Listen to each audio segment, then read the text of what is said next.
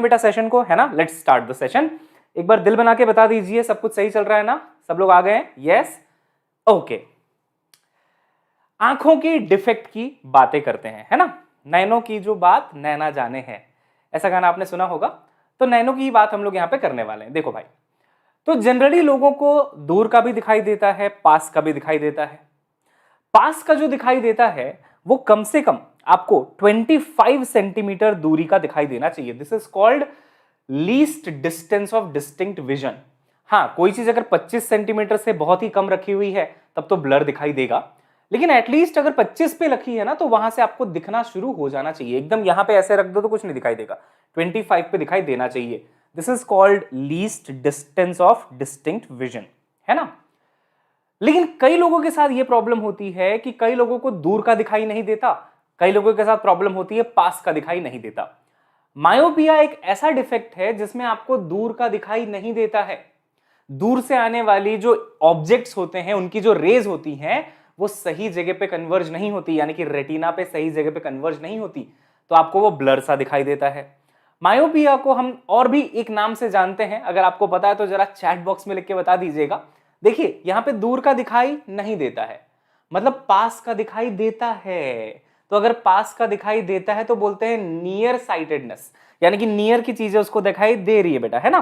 तो इसका एक और नाम है नियर या फिर शॉर्ट साइटेडनेस। साइटेडनेस मतलब वो दिख रहा है, पास का दिख रहा है, दूर का नहीं दिख रहा, तो दैट इज मायोपिया। अब देखते हैं फटाफट एक बार कि मायोपिया में आखिर प्रॉब्लम क्या हो जाती है आंखों में, है ना। नैनो की बात जानने की कोशिश करते हैं बेटा, आइए। तो ये जो रेज है ना, मान लीजिए पैरेलल रेज अगर आती हैं, तो ये जो कॉर्निया होता है हमारा, उसका काम होता है रेज को बेंड करवा के, और एक लेंस भी होता है, दोनों मिलजुल के बेंड करवा के उसको रेटिना पे फोकस कराने की कोशिश करते हैं। लेकिन अगर किसी को मायोपिया है तो ये रेस पहले ही इंटरसेक्ट हो जाती हैं, पहले ही कन्वर्ज हो जाती हैं, और इमेज जहां पे बननी चाहिए थी, रेटिना के ऊपर जाके कन्वर्ज होना चाहिए था, उससे पहले ही कन्वर्ज हो जाता है। तो इसीलिए आपको ब्लरी विजन दिखाई देता है। इसको ट्रीट करने के लिए क्या दिमाग लगाया गया कि अगर पहले ही इन रेज को थोड़ा सा डाइवर्ज करा लिया जाए, किसी लेंस का इस्तेमाल करके थोड़ा सा पहले ही डाइवर्ज करा लो। कितना दिमाग लगाया लोगों ने। तो यार पहले जहां पे कन्वर्ज हो रहा था उससे थोड़ा आगे उसको पुश किया जा सकता है, तो इनिशियली ही थोड़ा उसको डाइवर्ज करा के भेजा। अब उसने कन्वर्ज कराया, सही जगह पे कन्वर्ज हो जाएगा। तो जाहिर सी बात है, अगर पहले कन्वर्ज हो रहा है तो पहले से उसको थोड़ा डाइवर्ज करा दो, सही जगह पे कन्वर्ज हो जाएगा। क्लियर है बेटा। कौन सा लेंस लगा इसमें? बाइकॉन्केव लेंस। इसका फोकल लेंथ नेगेटिव होता है, इसका फोकल लेंथ नेगेटिव होता है, ये आज आप पढ़े हैं, है ना, पिछले वाले सेशन में। तो बहुत आसान सी चीज है क्या, बिल्कुल बच्चों वाली बात है क्या, है ना, आप भी बच्चे ही हैं, है ना, है ना, है ना। यस, तो ये मायोपिया हो गया। अच्छा, हाइपरमेट्रोपिया में क्या होगा? इसका जस्ट उल्टा होगा। यहां पे ये रेस देखो पीछे की तरफ चलेगी, रेटिना के भी पीछे बहुत ज्यादा, बहुत तेज हो रही है रेस, समझ रहे हो तुम, बहुत तेज हो रही है, आगे चली गई हैं। इनको कैसे सही जगह पे लाएंगे, सही रास्ते पे कैसे लेके आएंगे? एक कन्वर्जिंग लेंस लगा के। तो हाइपरमेट्रोपिया में पास की चीजें नहीं दिखाई देती हैं, दूर की ठीक ठाक दिखाई देती हैं, क्योंकि पास के ऑब्जेक्ट से आने वाली रेस रेटिना के पीछे जाके कन्वर्ज होती हैं, तो ब्लरी विजन, है ना। तो यहां पे आप एक कन्वर्जिंग लेंस लगा दीजिए, पहले ही कन्वर्जिंग लेंस तैयार रखिए बिल्कुल, तो पहले ही थोड़ा कन्वर्ज हो जाएगा, बाद में और कन्वर्ज होके सही जगह पे आपकी इमेज बन जाती है। तो यहां पे कन्वर्जिंग लेंस जिसका फोकल लेंथ पॉजिटिव होता है। अब आपको अगर कोई चश्मा लगा है ना तो बता देना, आपको अगर कोई चश्मा लगा तो बता देना आपको कौन सा लगा है, पॉजिटिव नंबर लगा है, नेगेटिव लगा है। जिसको पॉजिटिव लगा है उसको हाइपरमेट्रोपिया है भाई, है ना, उसको पास की चीजें नहीं दिखती होंगी, और जिसको नेगेटिव लगा है उसको दूर की चीजें नहीं दिखती होंगी, उसको मायोपिया है। क्लियर है। अब बात करते हैं सवालों की, सवाल कैसे कैसे आते हैं। ये सिर्फ आपके लिए है, आप इसको बाद में पढ़ लेना, आपके लिए नोट्स दिया हुआ है और कुछ नहीं है, डेफिनेशन दोनों का। बाकी बात तो आपको समझ में आई गई। वैसे ये थोड़ा सा कम इंपॉर्टेंट टॉपिक है, लेकिन फिर भी है इतना आसान कि यार छोड़ने में मजा नहीं आता, फिर लगता है कर ही लेते हैं, है ना। बहुत आसान तो है, 5 मिनट का टॉपिक है, हो जाएगा। Person can not see objects beyond 50 centimetre. The power of a lens to correct this vision will be. मान लो ये पर्सन है, इसको इमेज देखनी है, और ये बेचारा 50 सेंटीमीटर के बियॉन्ड देख ही नहीं पाता है, बड़ी दिक्कत है इस बेचारे के साथ। जबकि इसको जिसको देखना है ना, वो 50 सेंटीमीटर से ज्यादा दूर में जाके खड़ी है या खड़ा है, जो भी है ना, जो भी जिसको भी ये देखना चाहता है। Now you have to tell कि आप इसको कैसे मदद कर पाएंगे, कैसे, क्या पावर ऑफ लेंस इसको दिया जाए कि इसका विजन जो है वो करेक्ट हो जाए। Any idea? एनी आइडिया बेटा? अच्छा, ज़्यादातर बच्चों को मायोपिया है यहाँ पे। चलो चलो, कोई बात नहीं कोई बात नहीं, चश्मा लगाओ, खुश हो जाओ। मैं तो यार इस बात से परेशान हूँ कि इतनी पढ़ाई करी, मैंने बताया था ना तुम्हें, इतनी पढ़ाई इतनी लिखाई, मतलब masters in engineering, bachelors in engineering, फिर पढ़ा भी रहा हूँ, बट आज तक मुझे चश्मे ही नहीं लगे। मैं बता रहा था ना तुम्हें, हर 2 महीने में मैं जाता हूँ एक बार, वो जो विजन एक्सप्रेस होता है ना, this video is not sponsored by vision express, वो फ्री में चेकअप करते हैं, अगर जरूरत हो तो चश्मा रिकमेंड करते हैं।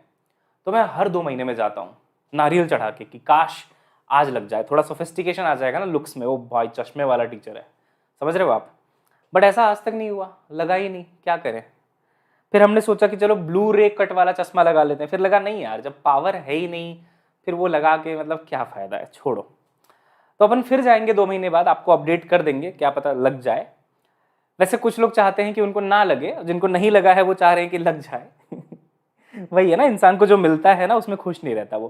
बेटा बहुत आसान है, देखो इसको 50 सेंटीमीटर के बियॉन्ड दिखाई नहीं देता है, मतलब इसको क्या प्रॉब्लम है, इसे दूर का दिखाई नहीं देता है। तो कौन सा डिफेक्ट है ये? मायोपिया।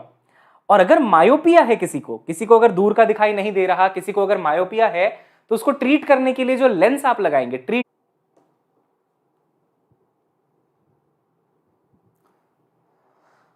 बच्चों एम आई लाइव?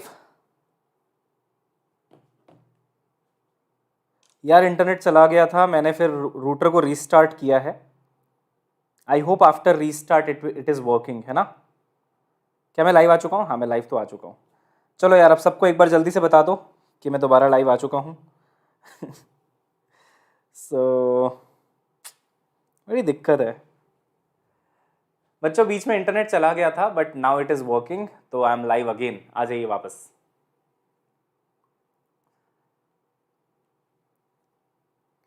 हाँ जी, तो कहाँ तक हो गया था बेटा?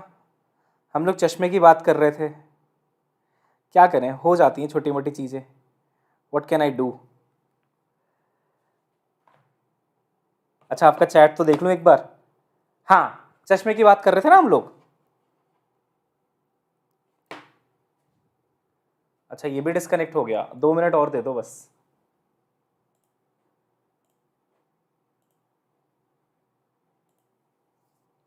टैब भी डिस्कनेक्ट हो गया हमारा, आईपैड जो होता है जिससे हम आपको पढ़ाते हैं। रुक जाइए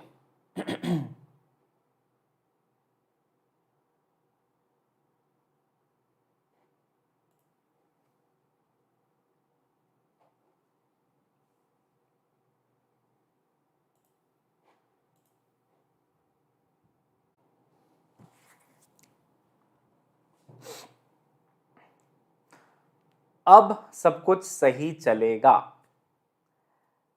एक्चुअली इस बार इंटरनेट नहीं गया था, इस बार जो आईपैड का कनेक्शन होता है ना इसके साथ, लैपटॉप के साथ, वो चला गया था, तो उसके लिए मुझे फिर से एक बार स्ट्रीम रोकनी पड़ गई थी। बट बेटा finally I think everything is sorted now, बिल्कुल टेंशन मत लो। आ जाओ कंटिन्यू करते हैं सेशन को, है ना, खत्म करते हैं बेटा, आओ। कोई बात नहीं, रास्ते में रुकावटें आती रहती हैं, आपकी लाइफ में भी आती होंगी, मेरी लाइफ में भी आती हैं, आपकी पढ़ाई में भी आती होंगी, मेरे पढ़ाने में भी आती हैं। लेकिन उनसे लड़ना होता है, उनसे गुजरना होता है, कोशिश करनी होती है और उसको ठीक करना होता है। तो मैंने तो ठीक कर लिया, 4-5 मिनट लग गए, बट क्या कर सकते हैं, this is life, this is life, this is all about ups and downs, है ना। तो प्रॉब्लम्स आएंगी, लड़ेंगे, आगे बढ़ेंगे। बेटा यहाँ पे मैं आपको ये कहना चाहता था, एक बार बता दो आवाज आ रही है ना? यहाँ पे मैं कहना ये चाहता था कि बेसिकली नेगेटिव फोकल लेंथ होना चाहिए, बिकॉज इनको मायोपिया है भाई साहब को, और यहाँ पे डाइवर्जिंग लेंस लगेगा। लेकिन मैंने बोला था कि एग्जामिनर इस क्वेश्चन को बनाने के बाद बहुत रोया, उसको 3-4 दिन तक नींद नहीं आई। क्यों? क्योंकि बाकी सारे ऑप्शन पॉजिटिव थे, सिर्फ एक ही ऑप्शन उसने नेगेटिव रखा था। लेकिन अगर ऐसा ना होता, अगर सारे ऑप्शंस नेगेटिव होते, तो भी आप इसका आंसर कर सकते थे। वो कैसे करते हैं हम लोग? देखो भाई, लेंस फॉर्मूला लगेगा यहाँ पे, क्योंकि लेंसेस ही तो हैं। आपने एक लेंस ही तो यहाँ पे यूज किया है बेटा, है ना, डाइवर्जिंग वाला, जो कि डाइवर्ज करा के सही जगह पे आपको इमेज बना के दे रहा है। आप ये सोचो कि इन भाई साहब का जो पॉइंट है जहां तक ये देख सकते हैं वो कितना है, 50 सेंटीमीटर, उससे ज्यादा तो नहीं देख सकते।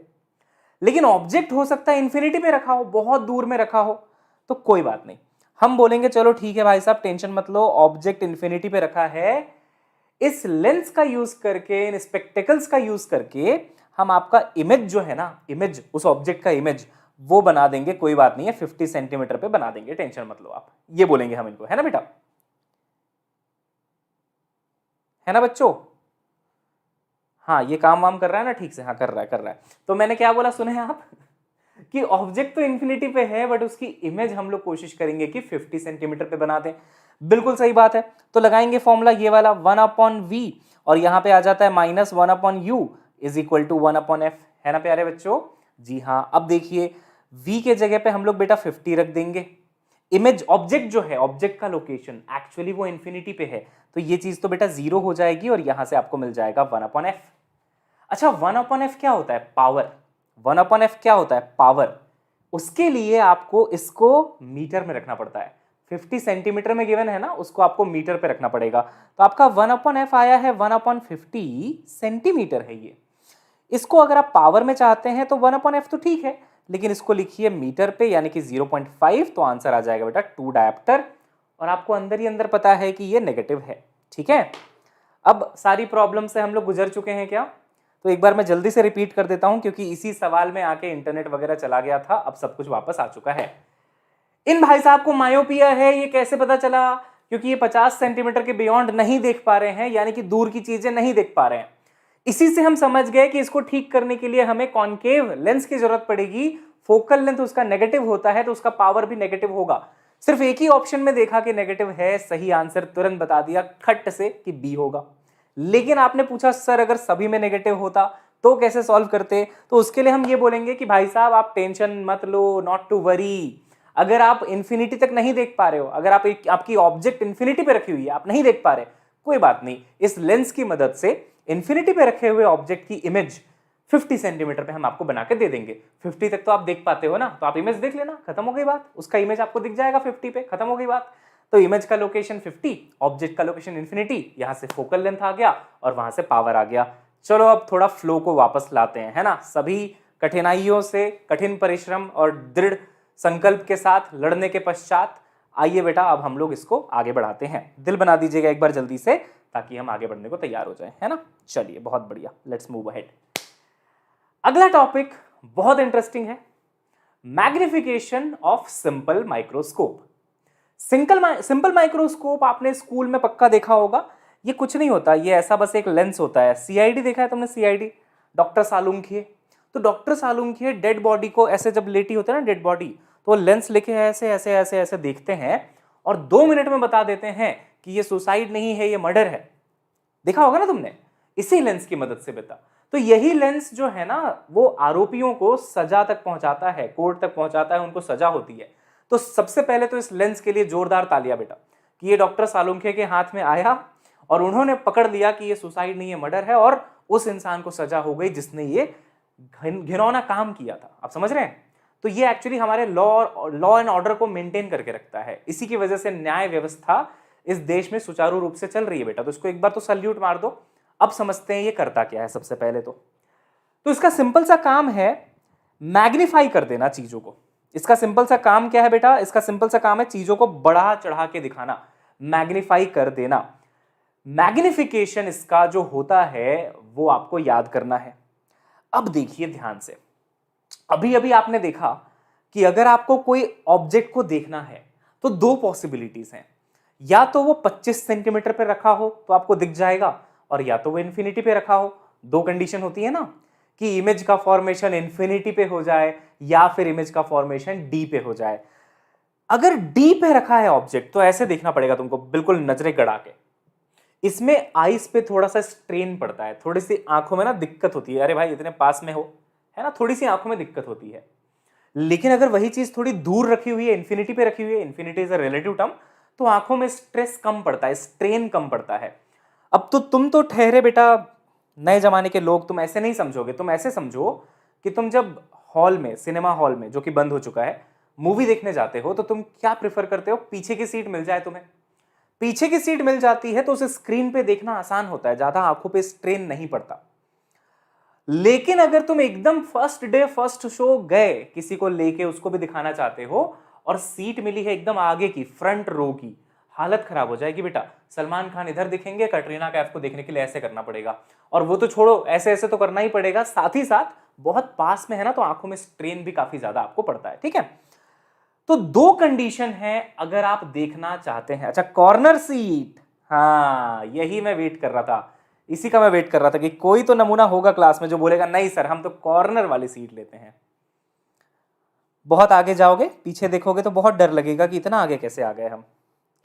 अब ध्यान से सुनो, जोक्स अपार्ट, ध्यान से सुनना बेटा, है ना। तो हमेशा इमेज फॉर्मेशन की दो कंडीशन। पहली कंडीशन कि इमेज बन रहा है least distance of distinct vision पे, यानी कि कितने डिस्टेंस पे, 25 सेंटीमीटर पे। और दूसरी कंडीशन, इमेज बन रहा है टेक्निकली इंफिनिटी पे, infinity is a relative term, इसका मतलब है लार्ज डिस्टेंस, और उस टाइम पे है ना आपकी आंखों में स्ट्रेन सबसे कम पड़ता है। तो यहां पे आप बोल लीजिए लीस्ट स्ट्रेन्ड रहती है आपकी आईज, है ना। क्या लिख दिया मैंने, लीस्ट स्ट्रेन्ड लिखना था मेरे को, लीस्ट स्ट्रेन रहती है आपकी आईज, और यहां पे सबसे ज्यादा स्ट्रेन आपको होता है। जो याद रखने वाली चीज है ना वो ये है कि मैग्निफिकेशन इस वाले केस में 1+d/f के बराबर आता है। d पे अगर आपका इमेज बनता है ना 25 सेंटीमीटर पे, तो मैग्निफिकेशन 1+d/f, और अगर इंफिनिटी पे बनाते हो ना बेटा, तो सिंपल माइक्रोस्कोप का मैग्निफिकेशन सिर्फ और सिर्फ d/f।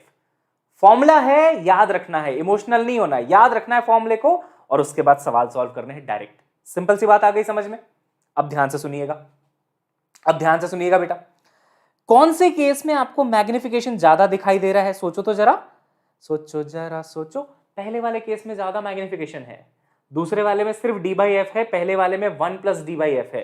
थोड़ा दिमाग लगाओ, पास में रखी हुई चीज तो बड़ी बड़ी दिखेगी, एकदम फ्रंट रो में बैठ के देख रहे हो सलमान खान अंकल, बड़े से दिखेंगे, एकदम एकदम बड़े से, है ना। जितने उनकी बाइसेप्स होंगे उतने का तो तुम्हारा सर होगा पूरा का पूरा, इतने बड़े दिखाई देंगे वो। तो मैग्निफिकेशन ज्यादा मिल रहा है बेसिकली अगर बहुत पास में है तो यहां पे मैग्निफिकेशन तो ज्यादा मिल जाता है, लेकिन आंखों को कष्ट थोड़ा ज्यादा होता है। यहां पे मैग्निफिकेशन थोड़ा कम मिलता है, लेकिन आंखें आपकी लीस्ट स्ट्रेन्ड होती हैं, आसानी से आप चीजों को देख पाते हो।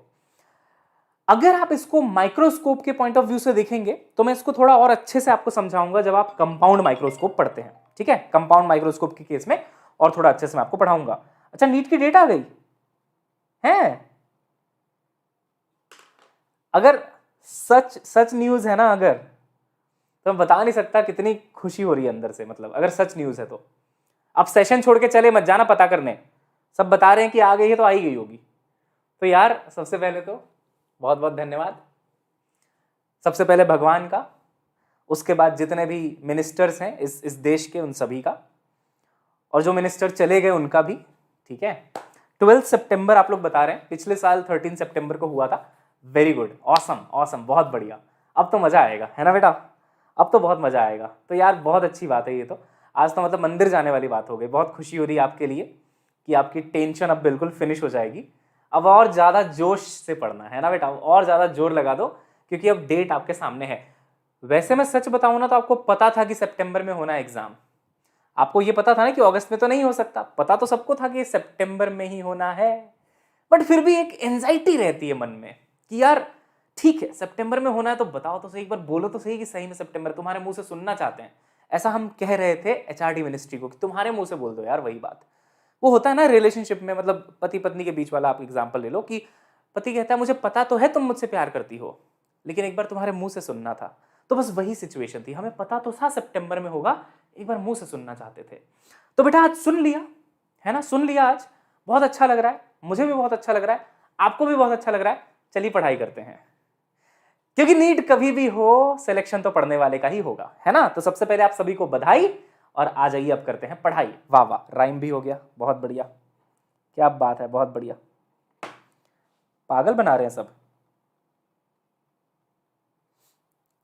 अगर ये न्यूज झूठी निकली ना, मैं एक बार तुरंत चेक कर लेता हूं अभी के अभी, फिर आगे बढ़ते हैं, ठीक है।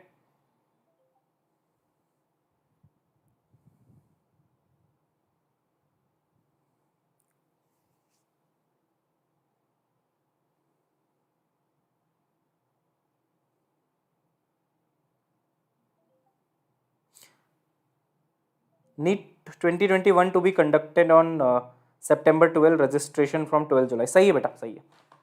सही है, सही है, सही है। एनडीटीवी का भी दिखा रहा है मुझे यहाँ पे, सारे न्यूज़ में आ रहा है ना। 15 मिनट पहले खबर आई है। बस ये हमारा इंतजार ही कर रहे थे, ये बस मेरा वेट कर रहे थे कि गौरव सर जैसे ही लाइव आके ऑप्टिकल इंस्ट्रूमेंट पढ़ाएंगे ना, उसी दिन फिर अपन नीट का डेट जो है रिलीज कर देंगे। तो अपन पढ़ा दिया अपन ने और ये रिलीज कर चुके हैं। चलो अपन वापस आते हैं ना। एंजाइटी नहीं बिल्कुल भी बेटा, मोटिवेशन बिल्कुल हाई। हमेशा अपने आप को बताना कि सिलेक्शन तो मेरा होगा, मेरा नहीं होगा तो किसी का नहीं होगा। सब पढ़ रहे हैं ना, मैं भी पढ़ रहा हूँ, मेरा तो होगा सिलेक्शन। ये अपने आप को बताना बहुत जरूरी है, हर दिन हर पल, और खूब मेहनत करनी है। अब तो एंजाइटी का सवाल भी खत्म हो चुका है। 12 जुलाई से दे आर सेइंग, है ना, कि फॉर्म आ जाएंगे आपके, मतलब आज से ही, और 12 सितंबर से आपका एग्जाम। तो बिल्कुल टेंशन लेने वाली बात नहीं है, बस एफर्ट लगाइए, करके दिखाइए। चलिए, तो सिंपल माइक्रोस्कोप में दो टाइप के मैग्निफिकेशन हो गए। एक हो गया 1+d/f, एक हो गया सिर्फ और सिर्फ d/f, है ना। चलिए, बहुत बढ़िया, बधाई हो आप सभी को, बहुत बढ़िया। आगे बढ़ते हैं बेटा। अब देखिए, सिंपल माइक्रोस्कोप के बाद आता है कंपाउंड माइक्रोस्कोप। कंपाउंड माइक्रोस्कोप और अच्छा मैग्निफिकेशन देने का काम करता है। कैसे?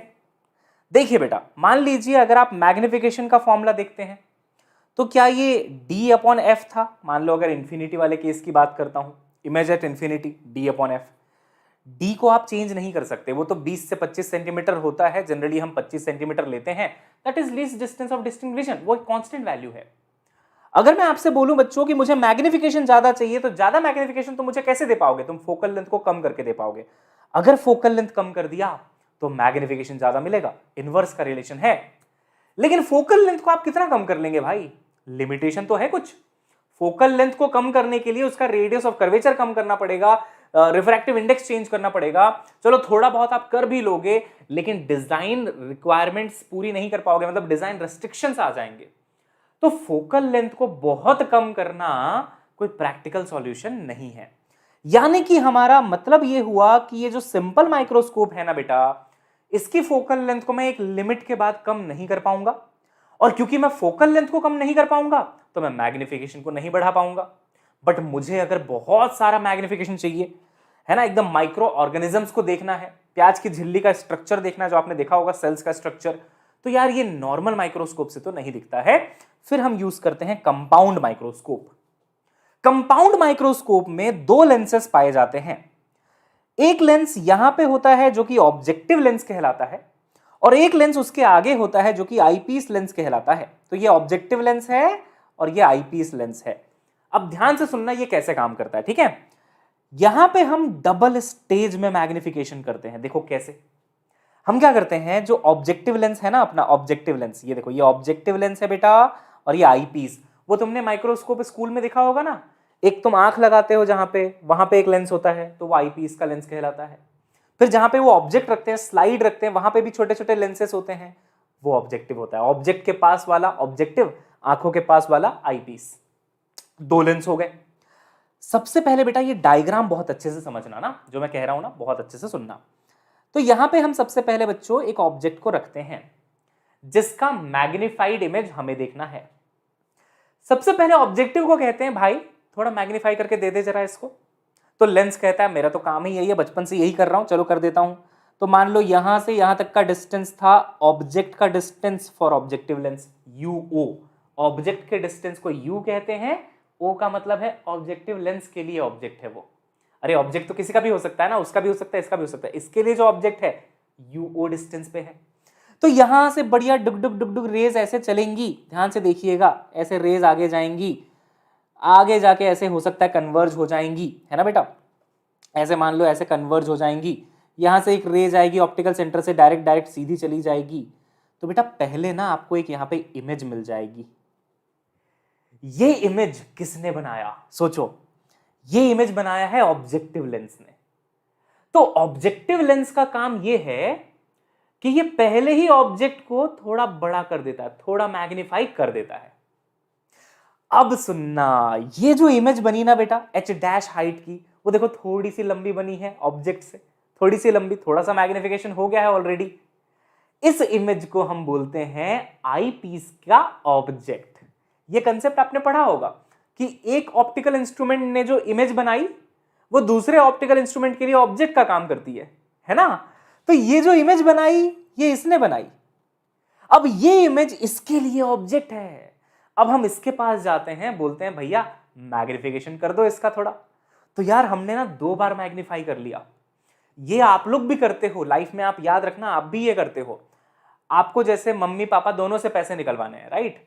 तो आप पापा को जाके पहले बोलते हो, पापा पापा स्कूल वालों ने ना 500 रुपए मंगाए हैं किसी चीज के लिए, कुछ तो है उनका, मतलब कोई तो फंक्शन आने वाला है, उसके लिए दे दो।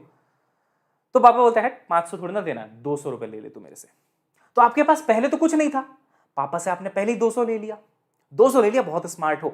200 जेब में डाले, अब मम्मी के पास जाते हो, मम्मी स्कूल में फंक्शन है, थोड़ा दे दो कुछ, है ना, वहां पे देना है, कुछ मंगाया स्कूल वालों ने। मम्मी ने 300 और दे दिए। कंपाउंड माइक्रोस्कोप, डबल मैग्निफिकेशन, 200 और 300, 500। भाई साहब दिमाग लगाया आपने। तो यहां पे भी यही है, पहले ऑब्जेक्ट को ऑब्जेक्टिव से मैग्नीफाई करवा लो, फिर वही इमेज लेके जाओ आईपीस के पास, उससे भी खुद से मैग्नीफाई करवा लो, डबल मैग्निफिकेशन हो जाता है। क्या यहां तक बात क्लियर है बेटा? Double magnification, yes. जो नेट मैग्निफिकेशन मिलता है ना बच्चों, जो ओवरऑल मैग्निफिकेशन मिलता है ना बेटा, it is given bye magnification of objective multiplied by magnification of eyepiece. समझ रहे हो आप मेरी बात? Net magnification is given bye magnification of objective multiplied by magnification of eyepiece. अब जो मैं बोलूंगा ना वो बहुत ही मैग्निफिसेंट होगा।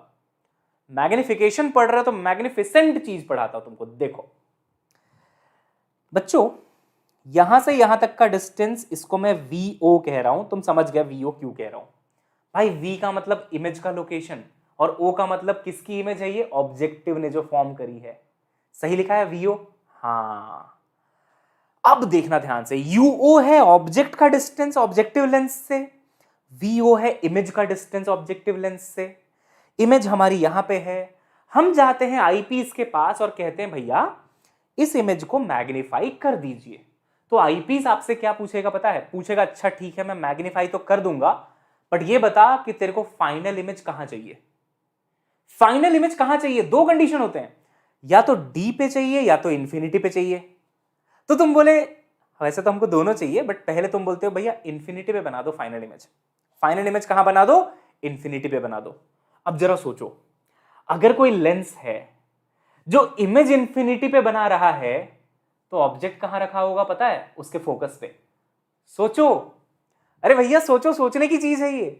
आप आईपीस को कह रहे हो कि फाइनल इमेज मेरे को इंफिनिटी पे दे दे भाई, इंफिनिटी पे। तो आईपीस क्या बोलेगा? मैं इंफिनिटी पे तो दे दूंगा, तुम्हारी जो ऑब्जेक्ट है ना उसको मेरे फोकस पे रख दो। फोकस पे रखोगे तो इंफिनिटी पे इमेज मिलती है, ये तो सबको पता होगा। फोकस पे रखा हुआ ऑब्जेक्ट इमेज आपको इंफिनिटी पे देगा लेंस। हाँ, यानी कि अगर मुझे फाइनल इमेज इंफिनिटी पे चाहिए तो बताइए बेटा यहां से यहां तक का distance focal length of eyepiece के बराबर होगा क्या? सोचने वाली बात है भाई, अच्छी बात पढ़ा रहा हूं, बहुत जबरदस्त चीज। इंफिनिटी पे इमेज चाहिए, फोकस पे ऑब्जेक्ट रखा होना चाहिए, और इस नमूने का ऑब्जेक्ट तो यही है, आईपीस का ऑब्जेक्ट तो यही है बेटा। इसको कहते हैं ट्यूब लेंथ। यहां से यहां तक जो डिस्टेंस आपको दिखाई दे रहा है ना उसको कहते हैं ट्यूब लेंथ। अब यहां कई बच्चों को क्लैरिटी नहीं होती है क्योंकि उनको डायग्राम ही पता नहीं होता, उनको कंडीशन ही पता नहीं होती, तो कहां से होगी क्लैरिटी? तो ये है आपकी ट्यूब लेंथ VO, यानी कि इमेज जो ऑब्जेक्टिव ने बनाई, प्लस FE यानी कि आईपीस का फोकल लेंथ। और क्यों है वो फोकल लेंथ ऑफ आईपीस के बराबर? क्योंकि आईपीस फाइनल इमेज इंफिनिटी पे दे रहा है, तो उसका ऑब्जेक्ट फोकस पे रखा होना चाहिए। तो लो रखा तो है फोकस पे। अरे मजा आया, मजा आया। ट्यूब लेंथ का कंसेप्ट समझ में आया? जी हाँ। अब आईपीस बोलेगा बहुत बढ़िया, तुमने रख दिया ना मेरे फोकस पे ऑब्जेक्ट को। हमने बोला हाँ, अब मैं दूंगा तुम्हें इमेज इंफिनिटी पे। मैंने बोला दे दो दे दो दे दो, आ जाओ। तो यहाँ से रे मान लो ऐसे गई, मान लो ये रे ऐसे निकल ली, यहाँ से रे एक ऐसे गई, मान लो ये ऐसे निकल ली, ये दोनों पैरेलल रेस ये इधर जाएंगी, इन्फिनिटी पे जाके टकराएंगी, तो आपको इन्फिनिटी पे इमेज मिलेगी। यहाँ आप ऑब्जर्वर बन के बैठे हुए हो। भाई सिंप्लीफिकेशन एट इट्स बेस्ट, क्योंकि अगर आप स्टेप बाय स्टेप इस डायग्राम को सीखते हो ना, आपको माइक्रोस्कोप की पूरी फील आती है बिल्कुल यहाँ पे बेटा। और अगर फील आ गई तो एक दिल बना दो, क्योंकि तुम मुझे फील दो नहीं तो मुझे दिल दो, मैं तुम्हें फील दूंगा। तो फील तुमको आ गई है। ट्यूब लेंथ क्लियर हो गया, ट्यूब लेंथ बिल्कुल क्लियर हो गया। अब देखते हैं मैग्निफिकेशन। अब बेटा एक कहानी में ट्विस्ट है, प्लॉट ट्विस्ट। प्लॉट ट्विस्ट ये है कि ये जो आईपीस है ना जिसको हमने आंखों में लगा रखा है, ये एक्चुअली सिंपल माइक्रोस्कोप है हमारा। ये एक्चुअली हमारा सिंपल माइक्रोस्कोप होता है। जो सिंपल माइक्रोस्कोप आप ऐसे आंखों में लगाते थे, डॉक्टर सालुंखे वाला एग्जांपल जो मैंने आपको दिया था, वो वही चीज है आईपीस वाला।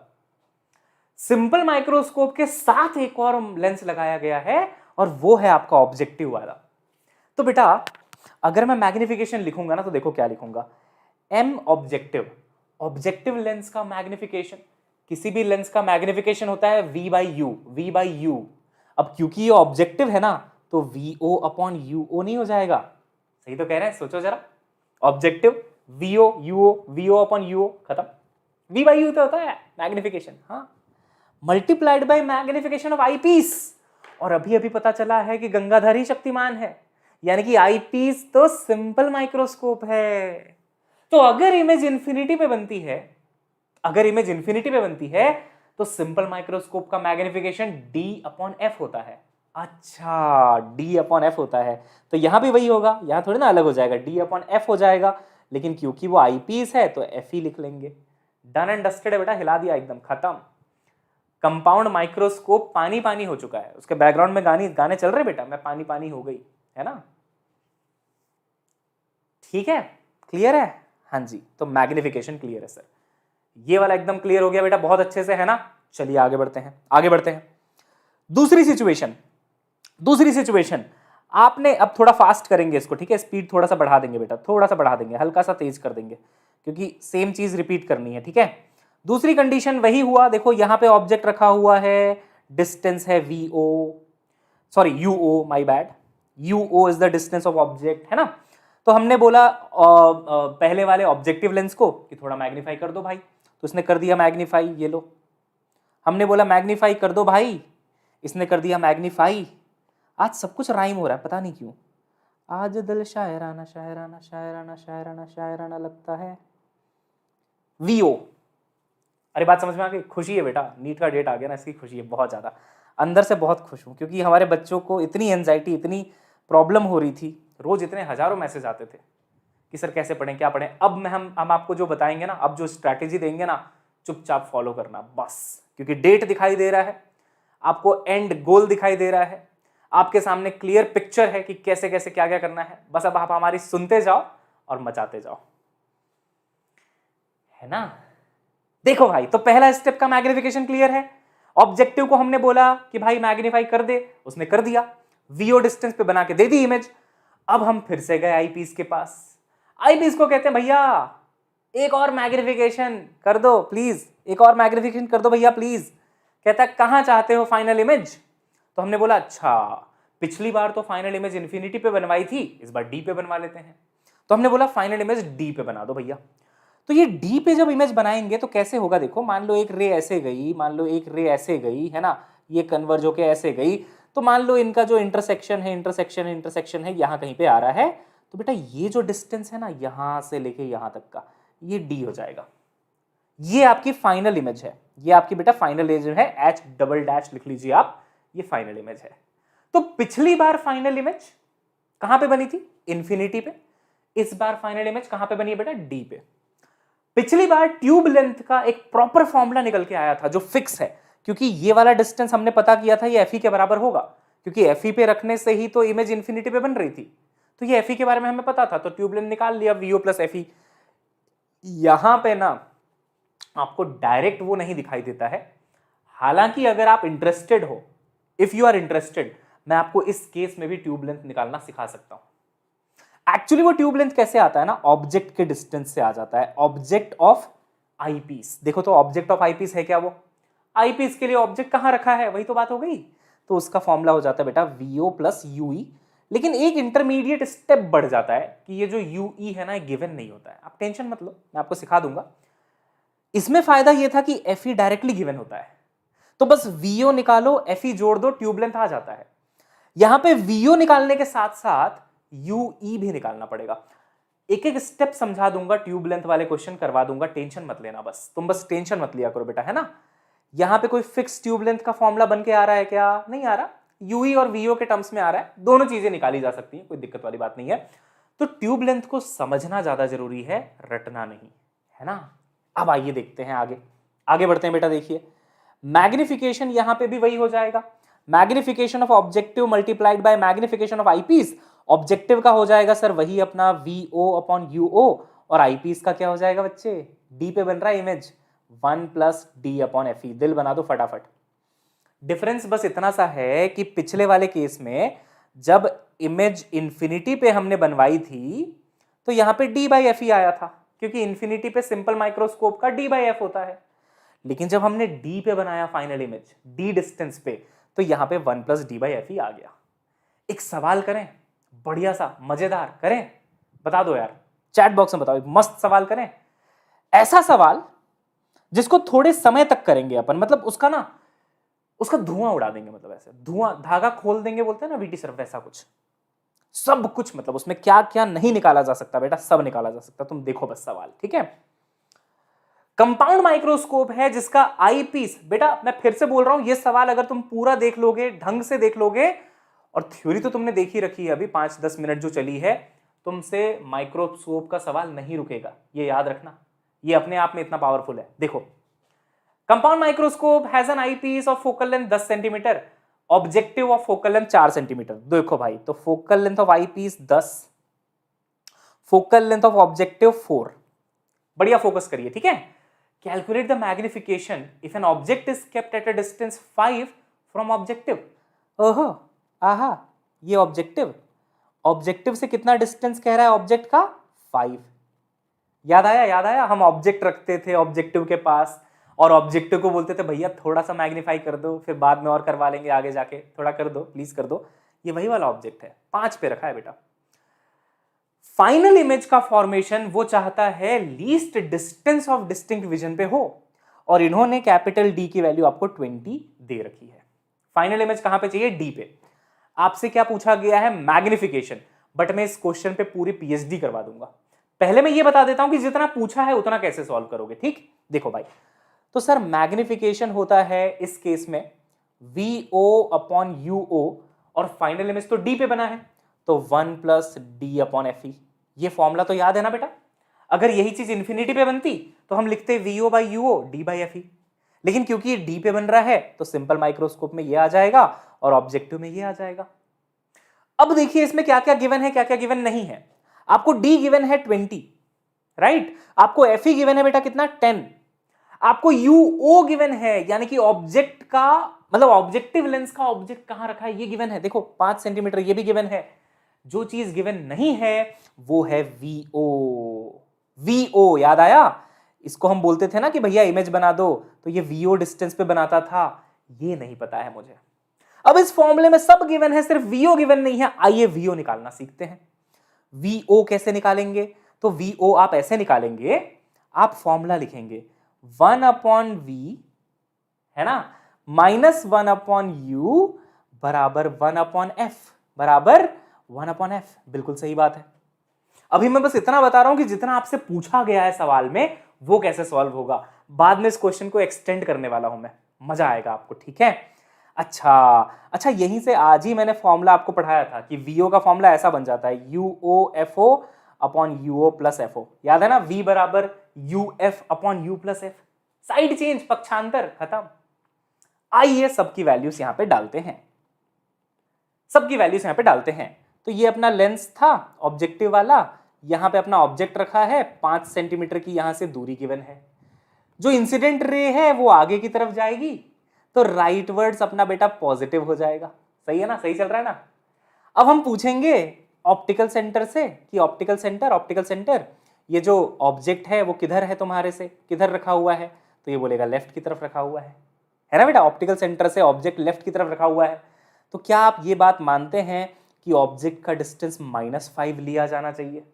मानना चाहिए आपको, है ना यार। साइन कन्वेंशन है राइट वर्ड्स पॉजिटिव, लेकिन ऑब्जेक्ट रखा हुआ है पीछे की तरफ, तो नेगेटिव हो जाएगा, -5। बहुत बढ़िया सर, बहुत बढ़िया।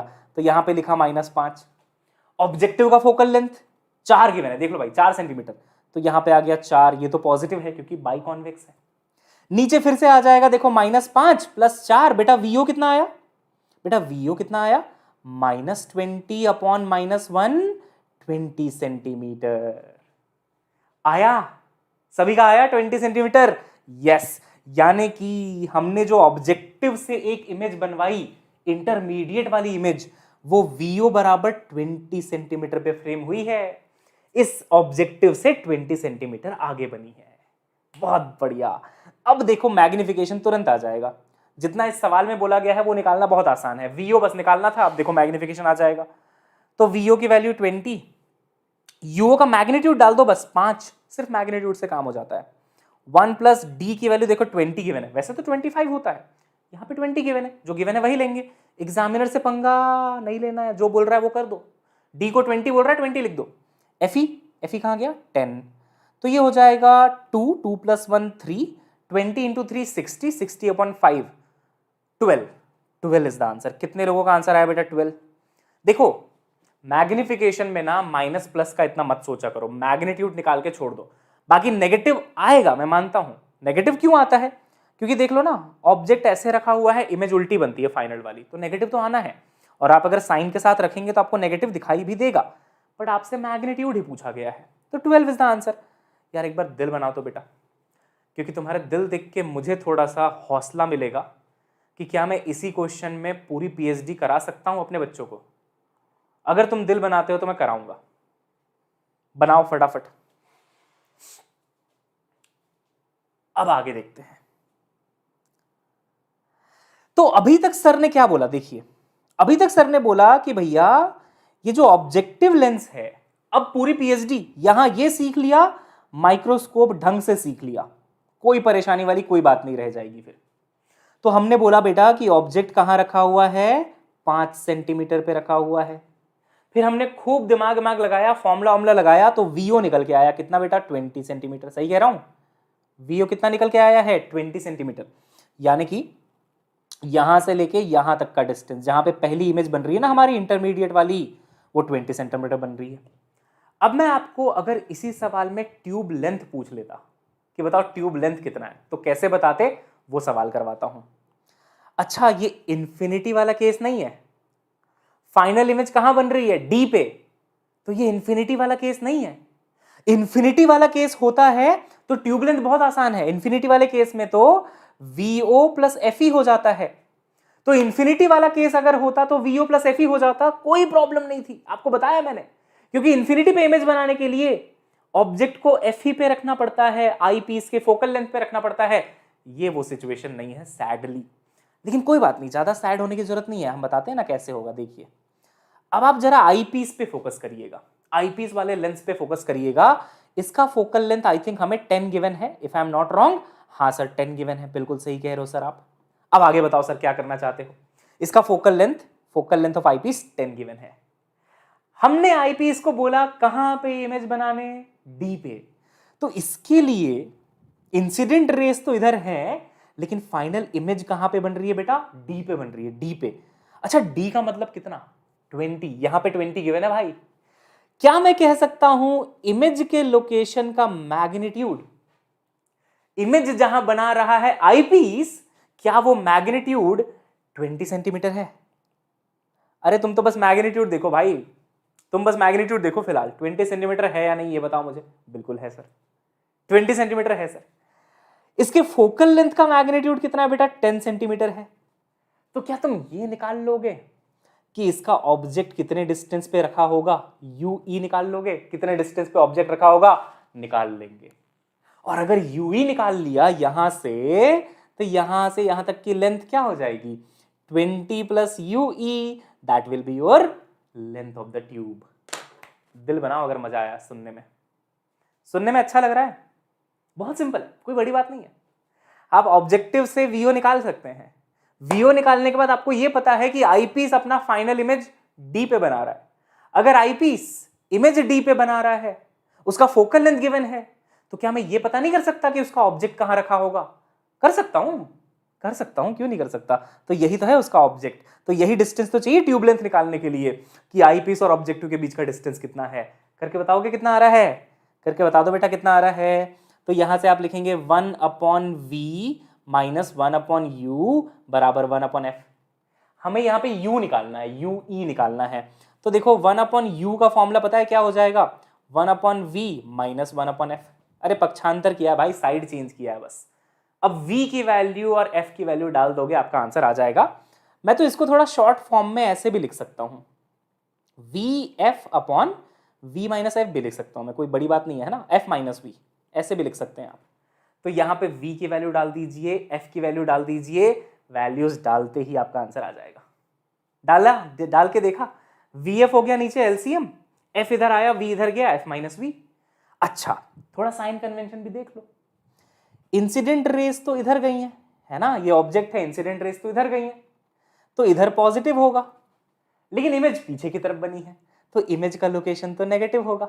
अरे समझे, इंसिडेंट रे तो इधर जा रही है बट इमेज तो पीछे की तरफ बन रही है, तो ये जो इमेज का लोकेशन है ना v, उसको आपको माइनस रखना है। तो आपका आंसर आएगा ue का -20 जो कि इमेज का लोकेशन है, इंटू 10 जो कि फोकल लेंथ है, डिवाइडेड बाई f की वैल्यू 10 और माइनस माइनस प्लस हो जाएगा यहाँ पे, और ये 20 है ना भाई, यहाँ पे माइनस ऑलरेडी है और v ऑलरेडी नेगेटिव है।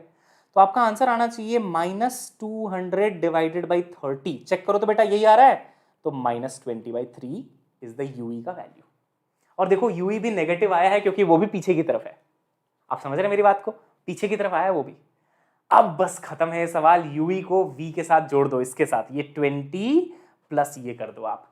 अच्छा, मैग्नीट्यूड वाइज जोड़ना भाई, इस माइनस का सिर्फ साइन कन्वेंशन का मतलब है, टोटल ट्यूब लेंथ निकालने के लिए 20 प्लस 20/3 करना है। ये मत कर देना कि अच्छा सर ue तो नेगेटिव आया था, माइनस करेंगे ना सर। भाई वो तो लेंथ है ना, यहां से यहां तक 20 है, यहां से यहां तक 20/3 है, माइनस तो बस ये बता रहा है कि आईपीस के लेफ्ट की तरफ है, वो उसका काम तो उतना ही था ना, साइन कन्वेंशन। यस, तो 20 प्लस 20/3। भाई ये बहुत अच्छा सवाल था। अगर बेटा पहली बार ऐसा सवाल आप कर रहे थे और थोड़ा भी डाउट आया है ना, दोबारा एक बार पक्का देखना। 60 और 20 80/3। बहुत सारे बच्चों का मैंने आंसर देखा था 80/3, मैंने बहुत सारे बच्चों का आंसर देखा था 80/3। तालियां बनती है तुम्हारे लिए, अमेजिंग जॉब, गुड जॉब, बहुत बढ़िया, सो प्राउड ऑफ यू। हमारे सवाल में सिर्फ मैग्निफिकेशन पूछा गया था, जिसका आंसर 12 तो हम कब का निकाल चुके हैं। अभी तो हम ये देख रहे थे कि अगर ट्यूब लेंथ पूछा होता तो कैसे निकालते। यार दिल बना दो अगर मजा आया तो, बहुत मेहनत से, बहुत प्यारा टॉपिक, एकदम प्यार से पढ़ाया बेटा, है ना। तो एक बार फिर से मैं रिपीट कर देता हूं, वीओ निकालने के लिए ऑब्जेक्टिव लेंस में फॉर्मूला लगा दीजिए, लेंस का वीओ आ जाता है। उसके बाद यह सोचना होता है कि आईपीस क्या हरकत कर रहा है। अगर आईपीस फाइनल इमेज डी पे बना रहा है, तो आपको इमेज की लोकेशन पता है डी के बराबर, फोकल लेंथ पता है, ऑब्जेक्ट का लोकेशन निकाल लो। ऑब्जेक्ट का लोकेशन यही तो होता है यूई, यहां से यहां तक का डिस्टेंस, ये निकाल लो, ये निकाल लो, जोड़ दो दोनों को। ये तब करते हैं जब फाइनल इमेज डी पे बनती है। यहीं पे अगर मैं आपको बोल दूं कि फाइनल इमेज डी पे नहीं बल्कि फाइनल इमेज इंफिनिटी पे बन रही है, फाइनल इमेज इंफिनिटी पे बन रही है, आपसे छोटा सा सवाल, वीओ में कोई फर्क आएगा? वीओ जो तुमने 20 निकाला था उसमें कोई फर्क आएगा? सोचो, दिमाग लगाओ। फाइनल इमेज का जिम्मेदारी आईपीस के पास है।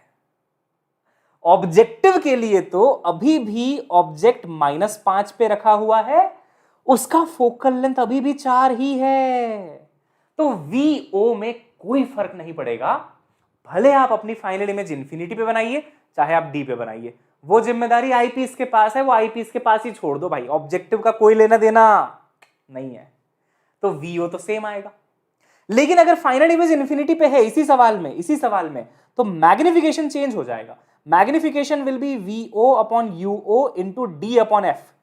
थोड़ा कम आएगा मैग्निफिकेशन, कितना आएगा देखिए, वीओ की वैल्यू 20, यूओ की वैल्यू 5, सिर्फ मैग्नीट्यूड ले रहा हूं बेटा, डी भी 20 गिवन है, फोकल लेंथ अब यहां पे आईपीस का आता है आपको पता है, तो वो 10 हो गया, 40/5 8, मैग्निफिकेशन कम हो गया। उसमें 12 आया था डी वाले केस में, यहां पे 8 आया है। ट्यूब लेंथ, सर इसका ट्यूब लेंथ आसान है, इसके ट्यूब लेंथ के लिए कुछ एक्स्ट्रा निकालने की जरूरत नहीं पड़ती, याद है, इसका ट्यूब लेंथ बहुत आसान है बेटा। तो इंफिनिटी वाले केस में ट्यूब लेंथ के लिए बस VO निकालो। और क्योंकि फाइनल इमेज इन्फिनिटी पे है तो ये ऑब्जेक्ट का डिस्टेंस जो है ये वाला, ये फोकल लेंथ के बराबर होना चाहिए। ऑब्जेक्ट फोकस पे रखा होना चाहिए, आई पीस के फोकस पे, तो वो वाला डिस्टेंस जो आप यूई यूई तब से निकाल रहे थे ना, उई उई कर रहे थे ना, ये उई जो है FE के बराबर हो जाता है और FE गिवन होता है, खत्म। तो इसमें एक स्टेप बच जाता है। अगर इन्फिनिटी है और ट्यूब लेंथ निकालना है तो एक स्टेप आपका बच जाएगा, थोड़ा समय आपको कम लगेगा। बाकी ट्यूब लेंथ का फॉर्मूला V ऑब्जेक्टिव प्लस क्या था, FE। तो यहां पे आंसर आ जाएगा 20 प्लस 10 था ना आईपीएस का, हाँ तो 30। पिछले बार आपका आया था 80/3। 80/3 कितना होता है बेटा, 3 2 जा 6 और 18 है ना, हाँ ये कुछ 26 टाइप कुछ आ रहा होगा ये, है ना 26.66 पहले का ट्यूब लेंथ। अब ट्यूब लेंथ आ रहा है बेटा 30। इस सवाल को एक बार और खुद से सॉल्व करना, क्योंकि अपने आप में बहुत पावरफुल है। इसमें इंफिनिटी वाला केस भी हो गया, एट डी वाला केस भी हो गया, दोनों का मैग्निफिकेशन हो गया, दोनों का ट्यूब लेंथ हो गया। ट्यूब लेंथ इंफिनिटी वाले केस में बहुत आसान है, ट्यूब लेंथ दूसरे वाले केस में थोड़ा सा कॉम्प्लिकेटेड है। उई सा क्यों बोल रहा हूं, क्योंकि यू ही निकालना पड़ता है ना, उई निकालना पड़ता है, बस उतना निकालना कर लो, हो गया। बाकी है पूरा लेंस फॉर्मूला। थोड़ा मैं पानी पी लेता हूं, आप भी 1 मिनट का रेस्ट लीजिए, आगे बढ़ते हैं। Same series for other units also, definitely, पक्का, promise, you are getting everything. तुमको सब मिलेगा बेटा, तुम टेंशन मत लेना इस बात की बिल्कुल भी, है ना। अच्छा, कल एक 11 बजे जो सेशन है ना, उसमें भी हम प्लेन मिरर से स्टार्ट नहीं करेंगे, प्लेन मिरर तो हम एकदम लास्ट में करेंगे। वो सेशन स्टार्ट होगा सीधा रिफ्रैक्शन और प्रिज्म के साथ। प्रिज्म में dispersion without deviation, deviation without dispersion, thin prism, जितने भी टॉपिक्स ऐसे वाले हैं जिनमें तुम थोड़ा सा कम कॉन्फिडेंट होगे, तुम्हारा कॉन्फिडेंट एकदम अलग लेवल पे लेके जाऊंगा। जैसे माइक्रोस्कोप में अभी कर दिया ना, एकदम अलग लेवल का कॉन्फिडेंस कि सर अब तो कुछ भी पूछ ले कर लूंगा मैं। ये कॉन्फिडेंस आ रहा है ना तुम्हारे अंदर, मुझे पता है, मुझे फील हो जाता है ना, मुझे पता है तुम्हारे अंदर ये कॉन्फिडेंस आ गया है। चलिए आगे बढ़ते हैं। तो ये थोड़ा एक बार डायग्राम बनाना अच्छे से सीख लेना बेटा, कि पहले ऑब्जेक्टिव कैसे इमेज का फॉर्मेशन कराता है, फिर कहाँ पे रखेंगे उसको तो कहाँ पे इमेज बनती है फाइनली आईपीस से, है ना। इसका 1-2 बार और प्रैक्टिस करोगे ना, you will be done and dusted. चलिए आगे बढ़ते हैं। अगला जो टॉपिक है बेटा वो है मैग्निफिकेशन ऑफ एस्ट्रोनॉमिकल टेलीस्कोप। अब ये जो एस्ट्रोनॉमिकल टेलीस्कोप है, इसमें चीजें थोड़ी सी पलट जाती हैं। पलटती क्या है मैं आपको बताता हूं। पिछले वाले का आपने देखा होगा कि ऑब्जेक्टिव एकदम छोटा सा था, ऑब्जेक्टिव लेंस छोटू सा, आईपीस लेंस बड़ा सा। वहां पे ऐसा इसलिए था कि जो ऑब्जेक्ट आप माइक्रोस्कोप से देखते हो ना, वो बहुत छोटे होते हैं। उसके कंपैरिजन में आपकी आंखें कहीं बड़ी होती हैं, तो आंखों के लिए जो लेंस चाहिए वो बड़ा लेंस चाहिए, ताकि आंखें भी तो फिट होनी चाहिए। पता लगा एकदम छोटू सा लेंस ले लिया, उसमें आंखें ही फिट नहीं हो रही हैं, आंखें आपको कुछ और दिखा रही है, बाहर का वर्ल्ड आप लेंस पे देख ही नहीं पा रहे हो।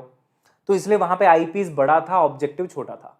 लेकिन टेलीस्कोप से क्या देखते हो यार, सेलेस्टियल ऑब्जेक्ट्स, प्लैनेट्स, है ना, वहां पे कौन सा मून है, कौन सा स्टार है, क्या देखना है, वो सब देखते हो आप। तो उसके लिए ऑब्जेक्टिव बहुत बड़ा होना चाहिए, समझ रहे हो, ताकि ज्यादा से ज्यादा रेज एंटर कर सके। भाई बड़ी बड़ी चीजें देखनी है, थोड़ी बहुत रे आएंगी, थोड़ी बहुत रेज आएंगी तो आपको ढंग से दिखेगा नहीं कुछ, ज्यादा नंबर ऑफ रेज अंदर आनी चाहिए, अपर्चर बड़ा होना चाहिए इसका। तो ये पहला वाला जो आपको यहां पे दिखाई दे रहा है, अब वो हमारा ऑब्जेक्टिव हो गया, ठीक है, ये ऑब्जेक्टिव हो गया, एफओ कह लो आप इसको। काफी बड़ा होता है बेटा ये, इसका फोकल लेंथ काफी ज्यादा होता है। और यहाँ पे अब मून और स्टार के कंपैरिजन में तो तुम्हारी आंखें छोटी है ना, ये तुम्हारी आंखें छोटी छोटी, तो यहाँ पे छोटा सा, ये हो गया आपका एफई, ठीक है, आई पीस। वही है, अब लाइन वाइन ऐसे ड्रॉ कर दो। अब देखना बेटा कितना आसान है, अब देखना कितना आसान है, ठीक है। डिस्टेंट ऑब्जेक्ट से रेज आएंगे भैया टेलीस्कोप के अंदर, डिस्टेंट ऑब्जेक्ट से, बहुत दूर रखा हुआ है ऑब्जेक्ट, तो वहां से जो रेज आएंगी ना वो पैरेलल होके आएंगी, क्योंकि डिस्टेंट ऑब्जेक्ट से जब भी कोई रे आती है तो वो आते आते पैरेलल हो जाती है, बहुत दूर से आ रही है, बड़ी दूर से आए हैं रेज का तोहफा लाए हैं, तो ये आ गए पैरेलल होके। अब बताइए, अगर किसी लेंस पे पैरेलल रेज एंटर करती हैं तो रिफ्रैक्शन के बाद कहां जाके कन्वर्ज होती हैं, फोकस पे। ये तो होता है, ये तो डेफिनेशन है फोकस की, कि तुम पैरेलल रे भेज दो, कन्वर्ज होगा फोकस पे। तो कराओ कन्वर्ज फोकस पे, आओ इसको कन्वर्ज करा दो बेटा फोकस पे, है ना। तो अरे यार, तो देखो फोकस होने के बाद ना हो सकता है यहाँ से टुडुंग, ये यहाँ से टुडुंग और यहाँ से टुंग टुडुंग टुंग टुंग हो जाएगा। तो यहाँ पे आपको एक इमेज मिल जाएगी, इंटरमीडिएट इमेज, एक मैग्निफिकेशन हो चुका है। भाई पॉइंट की तरह दिखते हैं प्लैनेट्स आपको, दूर एक पॉइंट है बस, छोटा सा पॉइंट, मैग्नीफाई कर लिया आपको उसने, मतलब उसको आपने कर लिया मैग्नीफाई इसके थ्रू। आप लोग बस मुझे ये बताओ बेटा, छोटा सा दिमाग लगा के, कि यहां से यहां तक का लेंथ कितना होगा, सोचो तो कितना लेंथ होगा, फोकल लेंथ ऑफ ऑब्जेक्टिव के बराबर होगा, फोकल लेंथ ऑफ ऑब्जेक्टिव के बराबर होगा। क्लियर है, क्योंकि यार इन्फिनिटी से आई है तो कन्वर्ज होने के बाद फोकस पे जाएंगी, किसका फोकस, ऑब्जेक्टिव का फोकस, तो एफओ के बराबर हो गया। अब हम इसको लेके गए आईपीस के पास कि आईपीस अंकल थोड़ा और मैग्नीफाई कर दो इसको अपना ऑब्जेक्ट मान लो, जन्मों जन्मों का साथी मान लो, इसको कर दो थोड़ा अंकल, थोड़ा सा कर दो और मैग्नीफाई। तो आईपीस पूछ रहा है, वो तो मैं कर दूंगा, तेरे को फाइनल इमेज कहां पे चाहिए। हमने बोला इन्फिनिटी पे दे दो फाइनल इमेज, इन्फिनिटी पे दे दो, आईज कम स्ट्रेन रहेंगी, आराम से देख पाऊंगा, इन्फिनिटी पे देखो, बड़ा बड़ा करके दे दो इन्फिनिटी पे। तो इसने बोला अच्छा, फिर से इन्फिनिटी पे मांग रहा है नमूना। अगर तुझे इमेज इन्फिनिटी पे चाहिए तो ये जो तेरा ऑब्जेक्ट है उसको कहां रख दे, मेरे फोकस पे रख दे, ऐसा कह रहा है आईपीस, मेरे फोकस पे रख दे, ऑब्जेक्ट को मेरे फोकस पे रख दे, इमेज इन्फिनिटी पे ले ले। हमने बोला सही स्कीम है, चिल्ला चिल्ला के सबको स्कीम बता दो आप। तो यहां से यहां तक का जो डिस्टेंस होगा ना ऑब्जेक्ट का आईपीस के साथ, एफ ई होगा। बोलो बेटा क्लियर हुआ। अरे भैया पिछली बार भी तो ऐसा ही किया था, आईपीस के फोकस पे रख दो ऑब्जेक्ट तो इमेज मिल जाती है इन्फिनिटी पे, सेम चीज। अब बताओ ट्यूब लेंथ, बोलो बेटा ट्यूब लेंथ, बोलो चिल्ला चिल्ला के बोलो बेटा, ट्यूब लेंथ कितना है यहाँ पे, एफओ प्लस एफ ई, खत्म, एफओ प्लस एफ ई, खत्म, tata bye bye, done and dusted. वही आप इसके बाद रेज इधर जाएंगी है ना, ये इन्फिनिटी तक चली जाएंगी, वो सब रे डायग्राम अपन को कंप्लीट करने की जरूरत नहीं है। क्लियर हो गया, ट्यूब लेंथ निकाल लोगे। अब टेलीस्कोप में जनरली ट्यूब लेंथ ना इसी कंडीशन का पूछते हैं, इसका नहीं पूछ के किसी और का पूछेंगे तो वही चीज हो जाएगी। अगर फाइनल इमेज डी पे चाहिए तो आपको इमेज का लोकेशन पता होगा आईपीस का, जो कि डी के बराबर होगा, फोकल लेंथ पता होगा आईपीस का, तो क्या निकालना पड़ेगा, उई, यानी कि यूई निकालना पड़ेगा। तो जहां पे ये एफ ई आया है वहां पे यूई आ जाएगा। तो अगर एट डी का लेंथ निकालोगे ट्यूब लेंथ तो वही चीज हो जाएगी। पहले का तो एफओ फिक्स्ड है, पहले वाले में तो कोई चेंज नहीं आना है, वो तो ऑब्जेक्टिव का काम है वहीं पे बनाना, यहां पे लिख लोगे आप उई। समझे, एकदम क्लैरिटी है, होनी चाहिए, नहीं है तो होनी चाहिए। ये जो पिछली बार नहीं निकाला था 20/3 यही प्रोसेस करके, वो प्रोसेस करना पड़ जाएगा अगर एट डी वाला केस होगा तो। बाकी अब बात करते हैं मैग्निफिकेशन की। ट्यूब लेंथ तो हो गया, तो इन्फिनिटी वाले केस में ट्यूब लेंथ हो गया FO plus F E, at D वाले केस में हो गया एफओ प्लस उई। अब देखते हैं बेटा मैग्निफिकेशन। तो मैग्निफिकेशन अगर इन्फिनिटी पे हुआ है इमेज का फॉर्मेशन तो ये है magnification, minus FO by F ई, याद करना है। माइनस क्यों, क्योंकि final image will be inverted, इसलिए माइनस है। और अगर डी पे हुआ है तो minus FO by F E, 1 plus F E by D. इसका ऑब्वियसली आपको डेरिवेशन देखने की जरूरत नहीं है, ये फॉर्मूला आपको याद कर लेना है। There is no other escape mechanism for this, you just have to remember the formula, straight forward है, याद करिए, आगे बढ़िए। Minus FO by F E at infinity वाले केस में, और minus FO by F E 1 plus F E by D at D वाले case में। Clear, yes. आइए आगे बढ़ते हैं, एक सवाल करते हैं, मजा आएगा। The magnifying power of a telescope is 9। बेटा यहां पे ना तुम लोग प्लस माइनस का एक बहुत बड़ा मिस्टेक करते हो, अभी करोगे तुम लोग मुझे पता है, बट मैं बताऊंगा कि कैसे उसको अवॉइड करना है। When it is adjusted for parallel rays, बेटा पैरेलल रेस के लिए इसको एडजस्ट किया गया है और मैग्निफिकेशन 9 के बराबर मिल रहा है। प्रीवियस ईयर क्वेश्चन बेटा नीट का, the distance between the objective and eyepiece is 20। Distance between objective and eyepiece is 20, यहां से यहां तक का डिस्टेंस 20 सेंटीमीटर है। तो बताइए फोकल लेंथ लेंस के कितने कितने हैं, focal length of eyepiece, focal length of objective. मैंने थोड़ा डायग्राम में पहले वाला छोटा बाद वाला बड़ा बना दिया ना, ये एक छोटा सा मिस्टेक है। इसमें पहले वाला बड़ा बनेगा ऑब्वियसली, बाद वाला छोटा बनेगा। ऑब्जेक्टिव बड़ा और आईपीस छोटा, है ना, है ना। चलो बताओ, चलो बताओ बेटा, सी आ रहा है, सी आ रहा है, 10 और 10 आ रहा है, हे भगवान। अरे बेटा 10 और 10 कैसे आ सकता है, दोनों का बराबर साइज कैसे हो सकता है नमूनो, एक बड़ा होगा एक छोटा होगा ना। 10 और 10 वाले तो एकदम लेजेंडरी आंसर दे रहे हैं, मतलब बड़े तेजस्वी लोग हैं भाई। चलो अच्छा, अब सी की बेइज्जती हो चुकी है तो बहुत सारे बच्चे ए कह रहे हैं, है ना, ए कह रहे हैं 18 सेंटीमीटर एंड 2 सेंटीमीटर। देखो प्रोबेबली आप ये मिस्टेक बहुत करते हो कि यहां पे बोला है ना इन्फिनिटी पे बनेगा, पैरेलल रेज वाला केस है, इन्फिनिटी पे बनना है, तो आपको पता होता है कि इन्फिनिटी के लिए magnification is given by minus F O by F E, पता होता है बेटा इन्फिनिटी के लिए। और इन्फिनिटी के लिए ट्यूब लेंथ यानी कि आई पीस और ऑब्जेक्टिव का बीच का distance F O plus F E, क्या यही दोनों फॉर्मूले लगेंगे भाई? इन्फिनिटी के लिए tube length F O plus F E, F O plus F E diagram बना के समझाया है, और magnification minus F O by F E. अब बच्चा क्या करता है ना, यहां पे रख देता है 5 और यहां पे रख देता है minus F O by F E, बस यही हो जाती है मिस्टेक शुरू, यहीं से शुरू हो जाता है नेगेटिव मार्किंग का कहानी। इसके बाद तो नेगेटिव मार्किंग से मिलनी है आपको। बेटा एग्जामिनर को भी पता है कि मैग्निफिकेशन नेगेटिव होता है, उसको भी पता है ये बात कि मैग्निफिकेशन नेगेटिव होता है।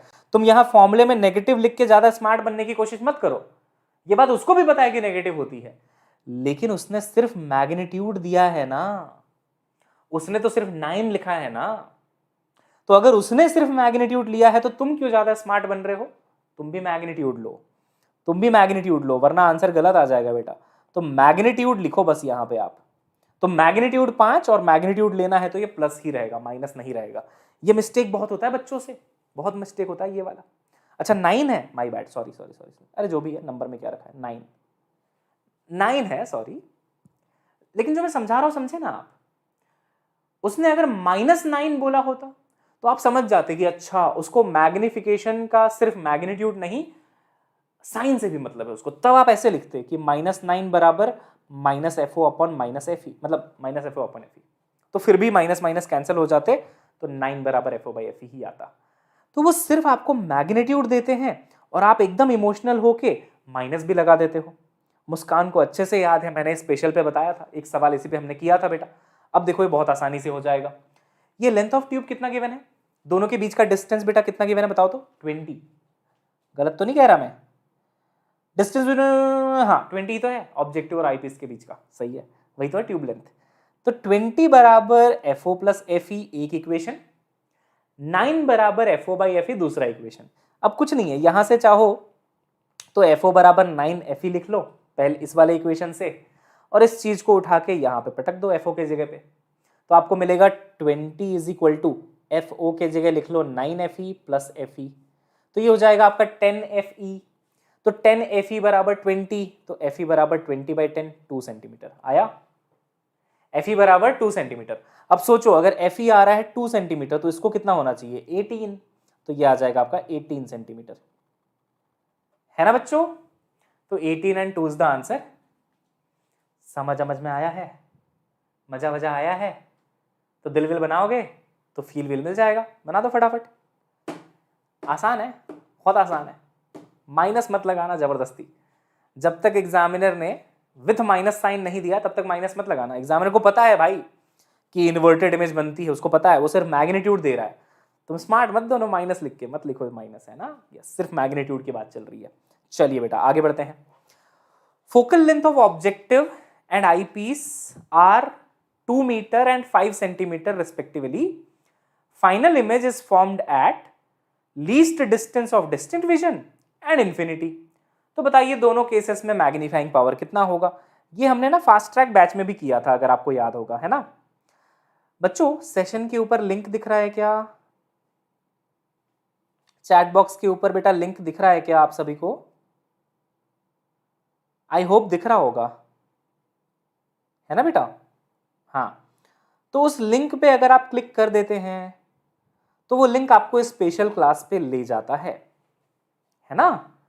तो कल शाम 7 बजे रे ऑप्टिक्स का प्रैक्टिस सेशन है स्पेशल क्लास पे, आना है आपको, ठीक है। अभी से एनरोल करके रख लो। आइए ये वाला क्वेश्चन करते हैं।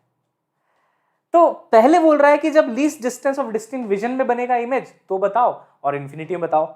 आप समझ पाए कि ये एकदम फॉर्मूला बेस्ड सवाल है, इसमें कुछ करना ही नहीं है।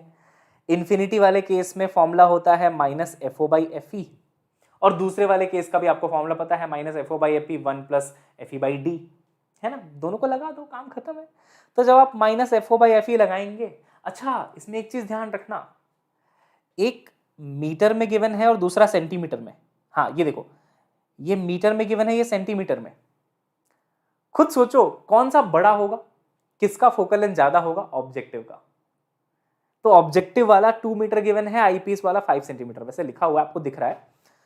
ये मिस्टेक हो जाती है, जिन्होंने क्वेश्चन लिखा है टाइप किया है उनसे भी यहाँ पे मिस्टेक हुई है, इन्होंने गलती से यहाँ पे मीटर लिख दिया है, मैंने इस स्लाइड में सुधार दिया था 5 सेंटीमीटर। अब जब आप रेशियो लेंगे तो दोनों का यूनिट सेम तो होना चाहिए ना बेटा, दोनों का यूनिट सेम तो होना चाहिए ना। तो जो 2 मीटर है ना उसको 200 सेंटीमीटर लिख लेना, और नीचे 5 सेंटीमीटर, आंसर आएगा -40। Units are important. अगर आप यूनिट्स में गलती करते हैं पूरा का पूरा सवाल गलत हो जाता है, इंस्टेड ऑफ द फैक्ट कि आपको आता था वो सवाल, आपको फॉर्मूला आता था लेकिन फिर भी आंसर गलत। तो ऐसे नहीं होना चाहिए, है ना बेटा, ध्यान रखना है। चलिए अच्छा, ऊपर वाला जब d पे बनेगा तो minus F O by F E 1 plus F E by D, तो 200/5 हो गया, कोई बड़ी बात नहीं है ना। 200 एफ ओ के जगह पे, एफ ई के जगह पे इतना, और d के जगह पे कुछ नहीं गिवन है तो 25। क्या इससे ज्यादा एक्सप्लेनेशन की जरूरत है आपको इसमें? नहीं ना। चलिए आगे बढ़े। हालांकि ये वाला सवाल थोड़ा ज्यादा बेटर था इस वाले से, दूसरा वाला तो सिर्फ फॉर्मूला बेस्ड था, ये थोड़ा बेटर था कि मैग्निफिकेशन गिवन है, ट्यूब लेंथ गिवन है, एफ और एफ ई निकालना है, 2 इक्वेशन 2 अननोन हो जाते हैं। आगे बढ़े। चलिए तो अब जो है ना, माइक्रोस्कोप और टेलीस्कोप सिर्फ फॉर्मूला नहीं बताया गया है, डायग्राम बना बना के कि वीओ कहाँ पे आ रहा है ना। इन्फिनिटी पे बनाना है तो डायग्राम कैसे बनेगा, कहाँ पे रखा होना चाहिए ऑब्जेक्ट, ऐसे समझाया है। और अगर ये एक्सप्लेनेशन आपने पूरा देखा है और इसको अच्छे से रिवाइज करते हो, हर एक सवाल होगा माइक्रोस्कोप का चाहे टेलीस्कोप का। राइट एवरीवन, आगे बढ़े, है ना। यस सर, इसमें ओनली मैग्नीट्यूड क्यों नहीं लिया? अरे यहां तो आंसर में देखो ना प्लस माइनस है, आंसर में प्लस माइनस है। तुम्हारा मन कर रहा है सिर्फ मैग्नीट्यूड लेने का, तो तुम पहले मैग्नीट्यूड निकाल लो, लेकिन जब आंसर में उसने प्लस माइनस को कंसीडर करते हुए मांगा है आंसर, तब तो साइन लिखोगे ना भाई, दोनों नेगेटिव होगा ना फिर आपका। बच्चा परेशान, सर पिछली बार कह रहे थे मैग्नीट्यूड ले लो, इस बार सिर्फ मैग्नीट्यूड नहीं ले रहे, साइन भी ले रहे हैं। भाई वो सवाल पे डिपेंड करता है ना कि कैसा क्वेश्चन है, समझ रहे हैं आप। आइए सर D25 कैसे? कृषि जोगी, हमारे यहाँ तो D25 ही होता है। अच्छा, उस सवाल में 20 गिवन था इसलिए कंफ्यूज हो रहे हो आप। मैंने बोला था वैसे तो D25 होता है, कहीं गिवन नहीं है तो हम 25 लेते हैं, अगर एग्जाम में क्वेश्चन में नहीं गिवन है तो। लेकिन अगर एग्जामिनर कह रहा है कि D20 लेना है, तो फिर जो एग्जामिनर कह रहा है वही करना पड़ेगा। उस क्वेश्चन में ब्रैकेट में लिखा हुआ था कि D बराबर 20 लेना है, तो हमने D बराबर 20 लिया था। जनरली 25 होता है, बट 20 से 25 का रेंज है ना। ये ऐसी चीज है कि भगवान ने तो हम पे ऐसे स्पेसिफिकेशन लिख के नहीं भेजा ना ऐसे, हाँ ये ह्यूमन बॉडी है इसका D25 है, ये बैल की बॉडी है इसका D50 है, ऐसे लिख के तो नहीं भेजा है। ये तो हमने जानने की कोशिश की कि कितना दिख रहा है। अब यार 2-4 सेंटीमीटर का आगे पीछे तो हो ही सकता है ना, मुझे 25 पे दिख रहा है, किसी को 20 पे दिख रहा है, समझ रहे हो आप। ठप्पा लगा के तो भगवान ने भेजा नहीं ना स्पेसिफिक लिख के, जैसे इलेक्ट्रॉनिक डिवाइसेस में नहीं लिखा होता 220 वोल्ट है ना, 100 वाट, ऐसे तो लिख के आया नहीं है बेटा। तो 20-25 में आप इमोशनल मत हो, इन जनरल हम लोग 25 लेते हैं, बट अगर क्वेश्चन में 20 लिखा है तो 20 लेंगे। बताइए इसका आंसर। हाँ जी,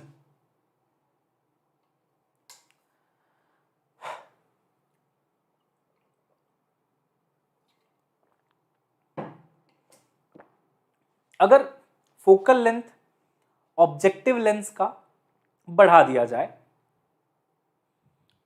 फोकल लेंथ ऑब्जेक्टिव लेंस का बढ़ा दिया जाए, तो बताइए किसके मैग्नीफाइंग पावर में क्या फर्क आएगा। ठीक है, तो माइक्रोस्कोप का बढ़ेगा, टेलीस्कोप का कम होगा, माइक्रोस्कोप टेलीस्कोप दोनों का बढ़ेगा, माइक्रोस्कोप टेलीस्कोप बोथ डिक्रीज होंगे, microscope will decrease but that of telescope will increase. बताओ तो बेटा क्या होगा? डी कह रहे हैं आप लोग? अगर आप डी कह रहे हैं तो आप सही हैं। क्या ये डायरेक्ट फॉर्मूले से आ रहा है? क्या ये चीज बिल्कुल डायरेक्ट फॉर्मूले से आ रही है? अभी हमारा क्या बचा हुआ है? Resolving power. तो अभी सेशन छोड़ के चले मत जाना भाई, रिजॉल्विंग पावर बहुत इंपॉर्टेंट है और बहुत आसान है, छोटा सा इतना सा टॉपिक है, फुल मार्क्स देके आपको जाता है ना, ये बेटा फॉर्मूले से हो जाएगा। तो माइक्रोस्कोप का आप अगर वो वाला पार्ट कंसीडर करेंगे कि जो आपका होता है ना मैग्निफिकेशन, तो मैग्निफिकेशन में ऑब्जेक्टिव का फोकल लेंथ आपको डायरेक्टली नहीं दिखाई देगा फॉर्मूले के अंदर। फॉर्मूले के अंदर तो आपको बेटा VO अपॉन UO दिखाई देगा। सही कह रहा हूं ना मैं? आपको फॉर्मूले के अंदर तो VO अपॉन UO दिखाई देता है। सही बात है सर। और multiplied by D upon FE दिखाई देता है।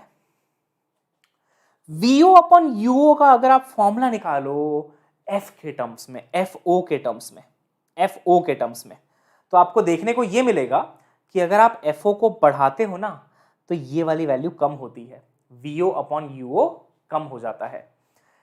FO को अगर आप बढ़ाते हैं, अगर आप फोकल लेंथ को बढ़ा देते हैं तो VO अपॉन UO की वैल्यू कम हो जाती है, and that is why microscope के केस में ये चीज डिक्रीज हो जाती है। लेकिन अगर आप टेलीस्कोप का मैग्निफिकेशन देखेंगे तो डायरेक्टली FO बाई FE है बेटा, और माइनस तो बस ये बता रहा है कि इन्वर्टेड इमेज है, तो डायरेक्टली प्रोपोर्शनल टू FO होता है ये। ठीक है, तो ये इसके पीछे की कंडीशन है। Right everyone? और अगर आपको ये नहीं समझ में आया कि VO बाई FO मतलब VO बाई UO क्यों कम हो रहा है, तो एक बार करके देख लेना। 1 upon V minus 1 upon U बराबर 1 अपॉन F होता है ना, यहां से V बाई U निकालना, आपको पता चलेगा वो FO के इन्वर्सनली प्रोपोर्शनल है, यानी कि अगर FO बढ़े तो ये V बाई U कम होता है। ठीक है, चलिए आगे बढ़े। तो माइक्रोस्कोप का कम और टेलीस्कोप का ज्यादा। चलिए let's move ahead now. Resolving power, अरे याद है अभी जब 45 MCQs वाला सेशन कर रहे थे तो थोड़ा रिजॉल्विंग पावर के बारे में मैंने आपको बताया था कि चिंटू और मिंटू ही थे ना, जो भी थे। तो चिंटू और मिंटू दो भाई हैं, अपने दादाजी से मिलने जाते हैं। दादाजी थोड़े से बूढ़े हो चुके हैं, तो जब चिंटू और मिंटू थोड़े दूर में खड़े हैं तो दादाजी को लग रहा है वो दोनों एक ही हैं, रिजॉल्व नहीं कर पा रहे, ये चिंटू मिंटू दोनों एक ही हैं।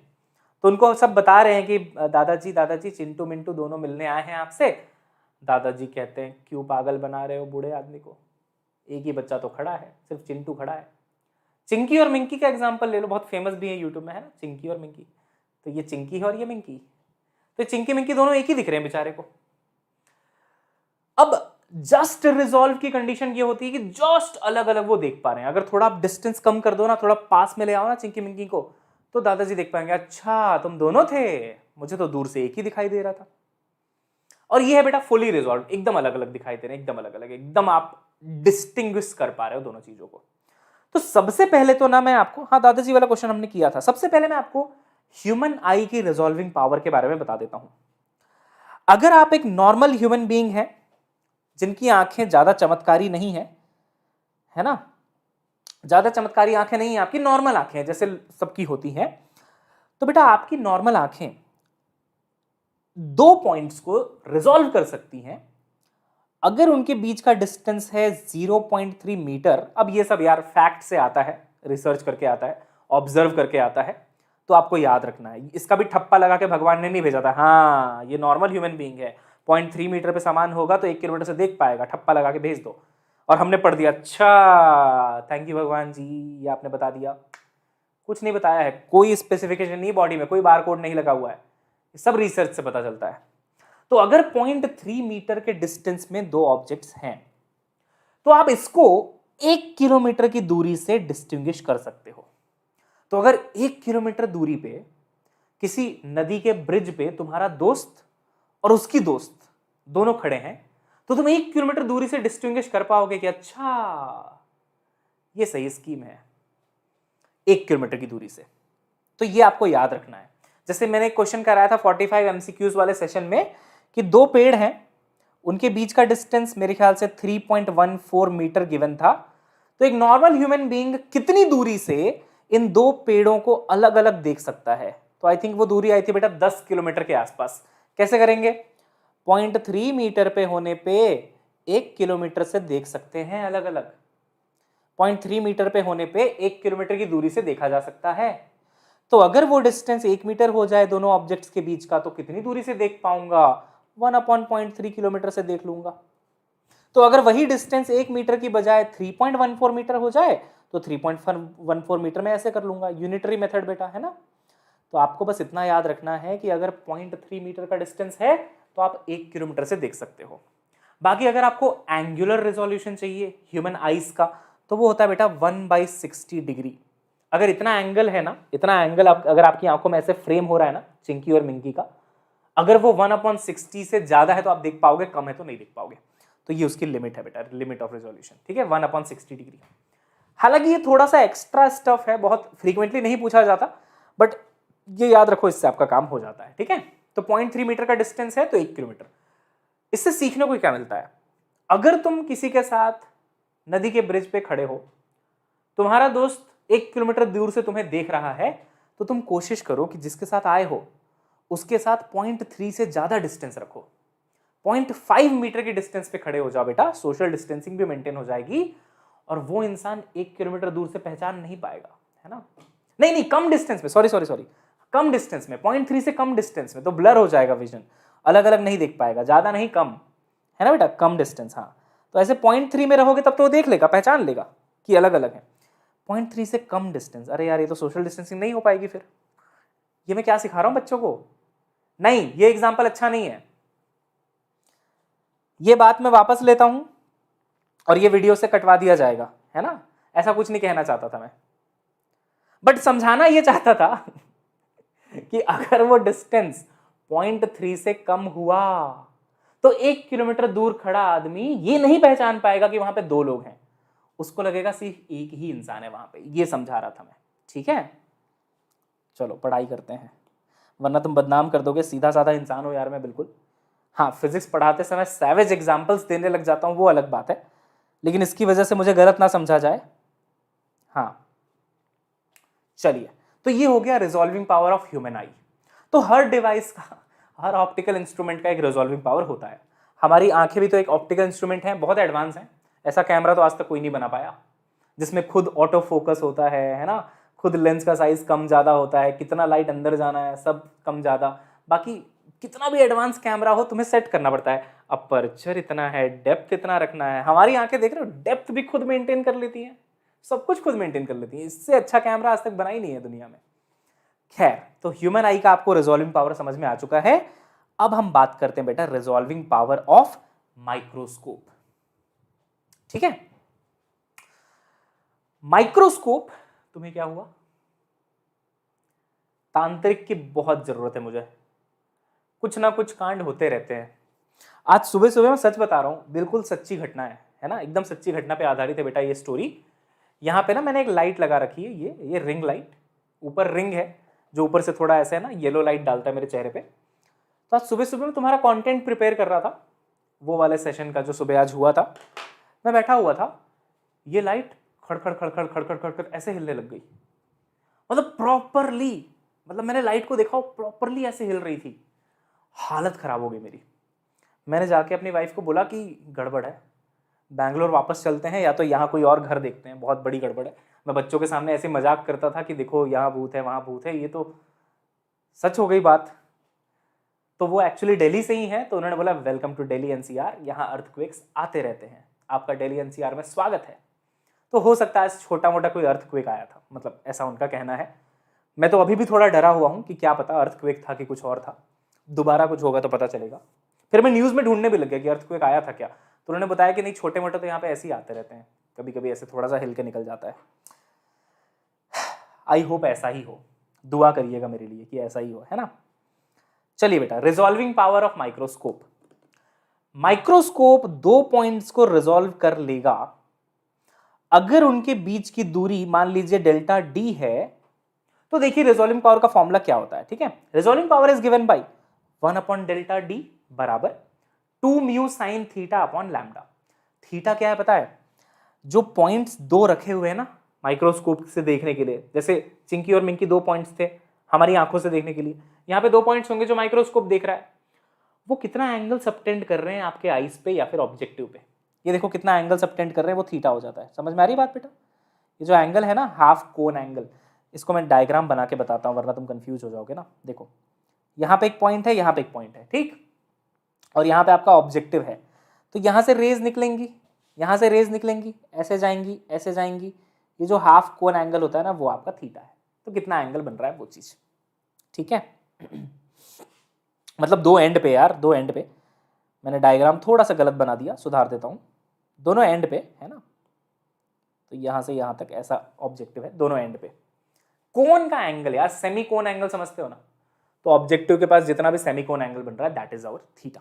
तो आइए देखते हैं क्या फॉर्मूला बन रहा है। 1/Δd बराबर 2 mu sine theta upon lambda. अच्छा, रिजॉल्विंग पावर बराबर 1/Δd। अब इसके बारे में थोड़ा बात करते हैं, बहुत इंटरेस्टिंग है, ठीक है ना। रिजॉल्विंग पावर में सबसे पहले आप देख रहे हैं रिजॉल्विंग पावर बराबर 1/Δd। डेल्टा डी है दो पॉइंट्स के बीच का डिस्टेंस जिसको वो रिजॉल्व कर लेता है। मान लो वो डिस्टेंस बहुत कम है, बहुत कम, बहुत पास पास है पॉइंट्स, अलग ही पास पास है, बहुत पास, बहुत नजदीक, और उसको भी वो रिजॉल्व कर ले रहा है। तो अच्छा माइक्रोस्कोप है कि नहीं? बहुत तगड़ा माइक्रोस्कोप लाए, पता नहीं कहां से लाया ऐसा माइक्रोस्कोप। बहुत कम डिस्टेंस है दो पॉइंट्स के बीच का, तो भी उसको रिजॉल्व कर ले रहा है, यानी कि रिजॉल्विंग पावर अच्छी है। अभी दादाजी की उम्र नहीं हुई इसके, भी बहुत जवान है ये माइक्रोस्कोप, बहुत पास पास खड़े हैं दोनों, तो भी रिजॉल्व कर ले रहा है। तो समझ में आया? इसको बोलते हैं limit of resolution. Limit of resolution मतलब मिनिमम डिस्टेंस जिसको वो रिजॉल्व कर सकता है आसानी से, उसको हम कहते हैं बेटा लिमिट ऑफ रिजोल्यूशन। और 1 limit of resolution resolving power कहलाता है। मजा आया? समझ आया? वो छोटा से छोटा डिस्टेंस जिसको आप रिजॉल्व कर सकते हो is called limit of resolution, और 1 limit of resolution gives you resolving power. If your limit of resolution is less, यानी कि आप बहुत कम डिस्टेंस को भी रिजॉल्व कर पा रहे हो, अलग अलग देख पा रहे हो, तो इसका मतलब आपका रिजॉल्विंग पावर काफी अच्छा है। तो इसीलिए इनवर्स का रिलेशन है दोनों के बीच में। दिल बनाइए और इसका फाइनल फॉर्मूला देख लीजिए। तो 1/Δd का जो फॉर्मूला आ रहा है वो क्या हो जाता है बेटा? 2 mu sine theta upon lambda. Mu क्या है? रिफ्रैक्टिव इंडेक्स ऑफ मीडियम, जहां पे ये सब कांड चल रहा है, और लैम्डा क्या है? लाइट का वेवलेंथ। क्लियर बेटा? क्लियर? यस। आइए आगे बढ़ते हैं। अच्छा, ऐसा ही ना टेलीस्कोप का भी होता है। अब देखो, टेलीस्कोप में हम दो पॉइंट के डिस्टेंस की बात नहीं करते हैं, क्योंकि टेलीस्कोप से तुम क्या देखते हो? स्टार, सितारे। तुम्हें ऐसे देखने में लगेगा कि अच्छा एक तारा यहां पे, एक तारा यहां पे है, बट एक्चुअल में उनकी डिस्टेंस कितनी है? लाइट ईयर्स में है वो डिस्टेंस, बहुत ज्यादा डिस्टेंस है। तो यहां पे डिस्टेंस नहीं डिफाइन करते हैं हम लोग, यहां पे हम डिफाइन करते हैं कि जो दो तारे हैं वो ऑब्जेक्टिव लेंस पे कितना एंगल सबटेंड कर रहे हैं। आप समझ रहे हो ना? सेलेस्टियल ऑब्जेक्ट को देखना भाई, उसका क्या डिस्टेंस डिफाइन करोगे आप? कोई मतलब नहीं है ना? तो एंगल डिफाइन करते हैं। तो यहां पे resolving power is given bye 1/d theta. D theta वो मिनिमम एंगल है दो तारों के बीच में जिसको आप रिजॉल्व कर पा रहे हो। तो एक तारा यहां, एक तारा यहां, चलो ले चलो तुम्हें तारों के शहर में, एक तारा यहां, एक तारा यहां, एंगल बना डी थीटा, और ये मिनिमम आप रिजॉल्व कर पा रहे हो। उससे नजदीक दो तारे होंगे तो रिजॉल्व नहीं कर पाओगे। तो अगर जो आपका टेलीस्कोप है बहुत कम एंगल को भी रिजॉल्व कर पा रहा है, दो तारे हैं बहुत पास पास, एंगल बहुत कम है उनके बीच का, बहुत छोटा सा एंगल बन रहा है, उसको भी रिजॉल्व कर ले रहा है वो, तो रिजॉल्विंग पावर काफी अच्छी है ना? है ना? है ना? तो इसी को हम बोलेंगे यहाँ पे एंगुलर लिमिट ऑफ रिजोल्यूशन। ये भी लिमिट ऑफ रिजोल्यूशन ही है, लेकिन ये एंगुलर लिमिट हो जाता है क्योंकि यहाँ पे एंगल के टर्म्स में गिवन है। और इसका फॉर्मूला है बेटा A/1.22 टाइम्स लैम्डा। ए क्या है? Diameter of objective. ए क्या है बेटा? Diameter of objective. जितना भी उसका डायमीटर रहेगा वो उसका ऑब्जेक्टिव का डायमीटर है। Lambda is the wavelength. Clear है क्या बच्चों? तो ह्यूमन आई का रिजॉल्विंग पावर डन, माइक्रोस्कोप का रिजॉल्विंग पावर डन, और टेलीस्कोप का डन। सवाल कैसे आते हैं? सवाल ऐसे आते हैं कि कौन किस पे कैसे डिपेंड करता है। फॉर एग्जाम्पल, यहां पे रिजॉल्विंग पावर और वेवलेंथ में क्या रिलेशन है? इनवर्स का है कि नहीं है बेटा? Resolving power is inversely proportional to wavelength of light.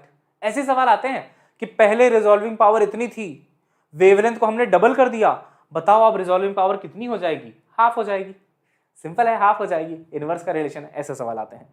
या फिर अगर मैं आपसे पूछूं limit of resolution D theta, वो मिनिमम एंगल जो आप देख सकते हैं, रिजॉल्व कर सकते हैं, उसका लैम्डा के साथ क्या रिलेशन है, तो वो डायरेक्टली प्रोपोर्शनल है।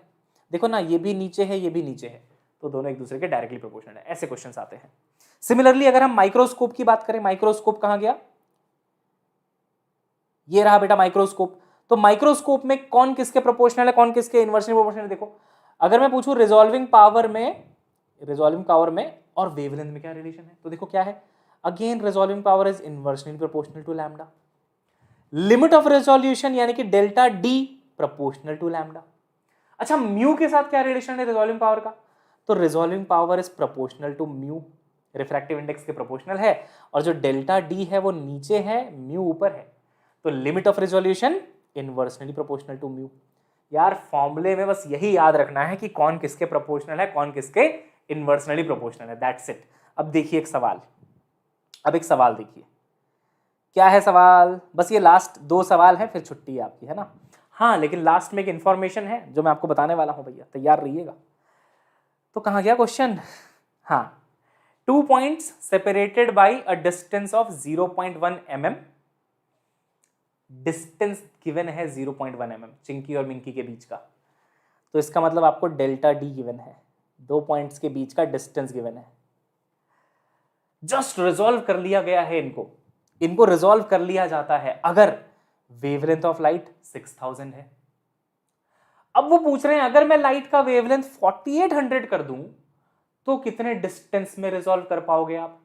यहां पे आप 0.1 mm को रिजॉल्व कर ले रहे हो, वेवलेंथ है 6000, तो अगर मैं वेवलेंथ को कर दूं 4800 तो कितना डिस्टेंस रिजॉल्व हो पाएगा, कितना डेल्टा डी हो जाएगा, लिमिट ऑफ रेजोल्यूशन की वैल्यू कितनी हो जाएगी। कितना आसान नहीं है, बहुत आसान है।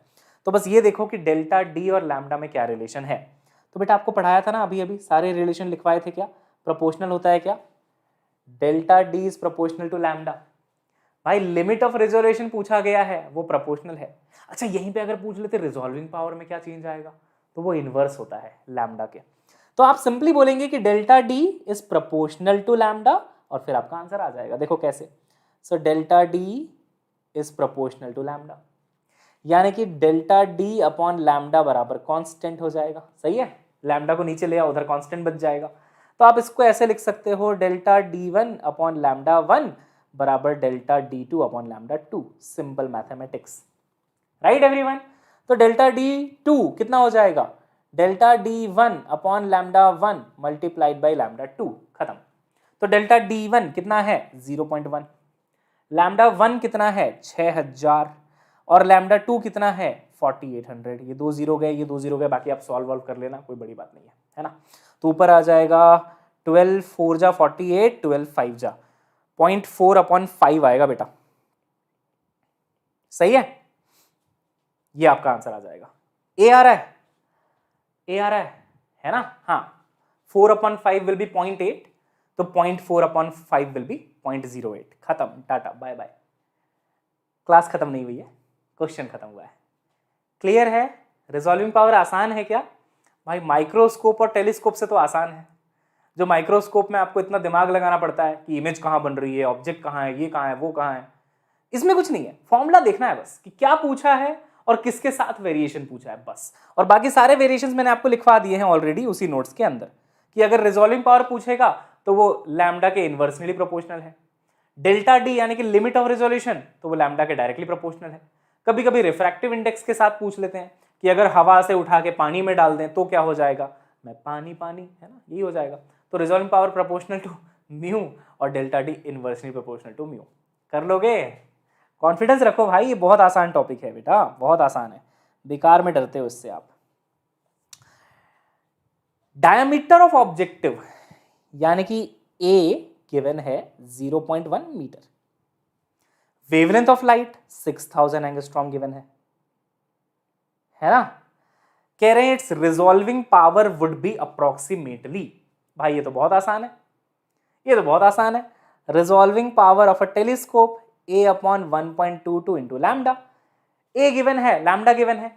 एक चीज याद रखिएगा, अगर आप a को मीटर में लिख रहे हैं, यहां पे 1.22 है, लैम्डा को एंगस्ट्रॉम में मत लिख देना भाई, है ना, ऊपर मीटर है तो नीचे भी मीटर ही होगा। तो 6000 मल्टीप्लाइड बाई 10 की पावर -10 करेंगे आप, तब जाके ये कन्वर्ट हो पाएगा। 1 एंगस्ट्रॉम बराबर 10 की पावर -10 मीटर। तो ऐसे करना पड़ेगा, बस बाकी सॉल्व करना है, आंसर आ जाएगा, है ना बच्चों। चलिए, तो आई थिंक आंसर इसका डी आना चाहिए, चेक कर लेना। 1.36 × 10⁵ आना चाहिए रेडियन में। बाकी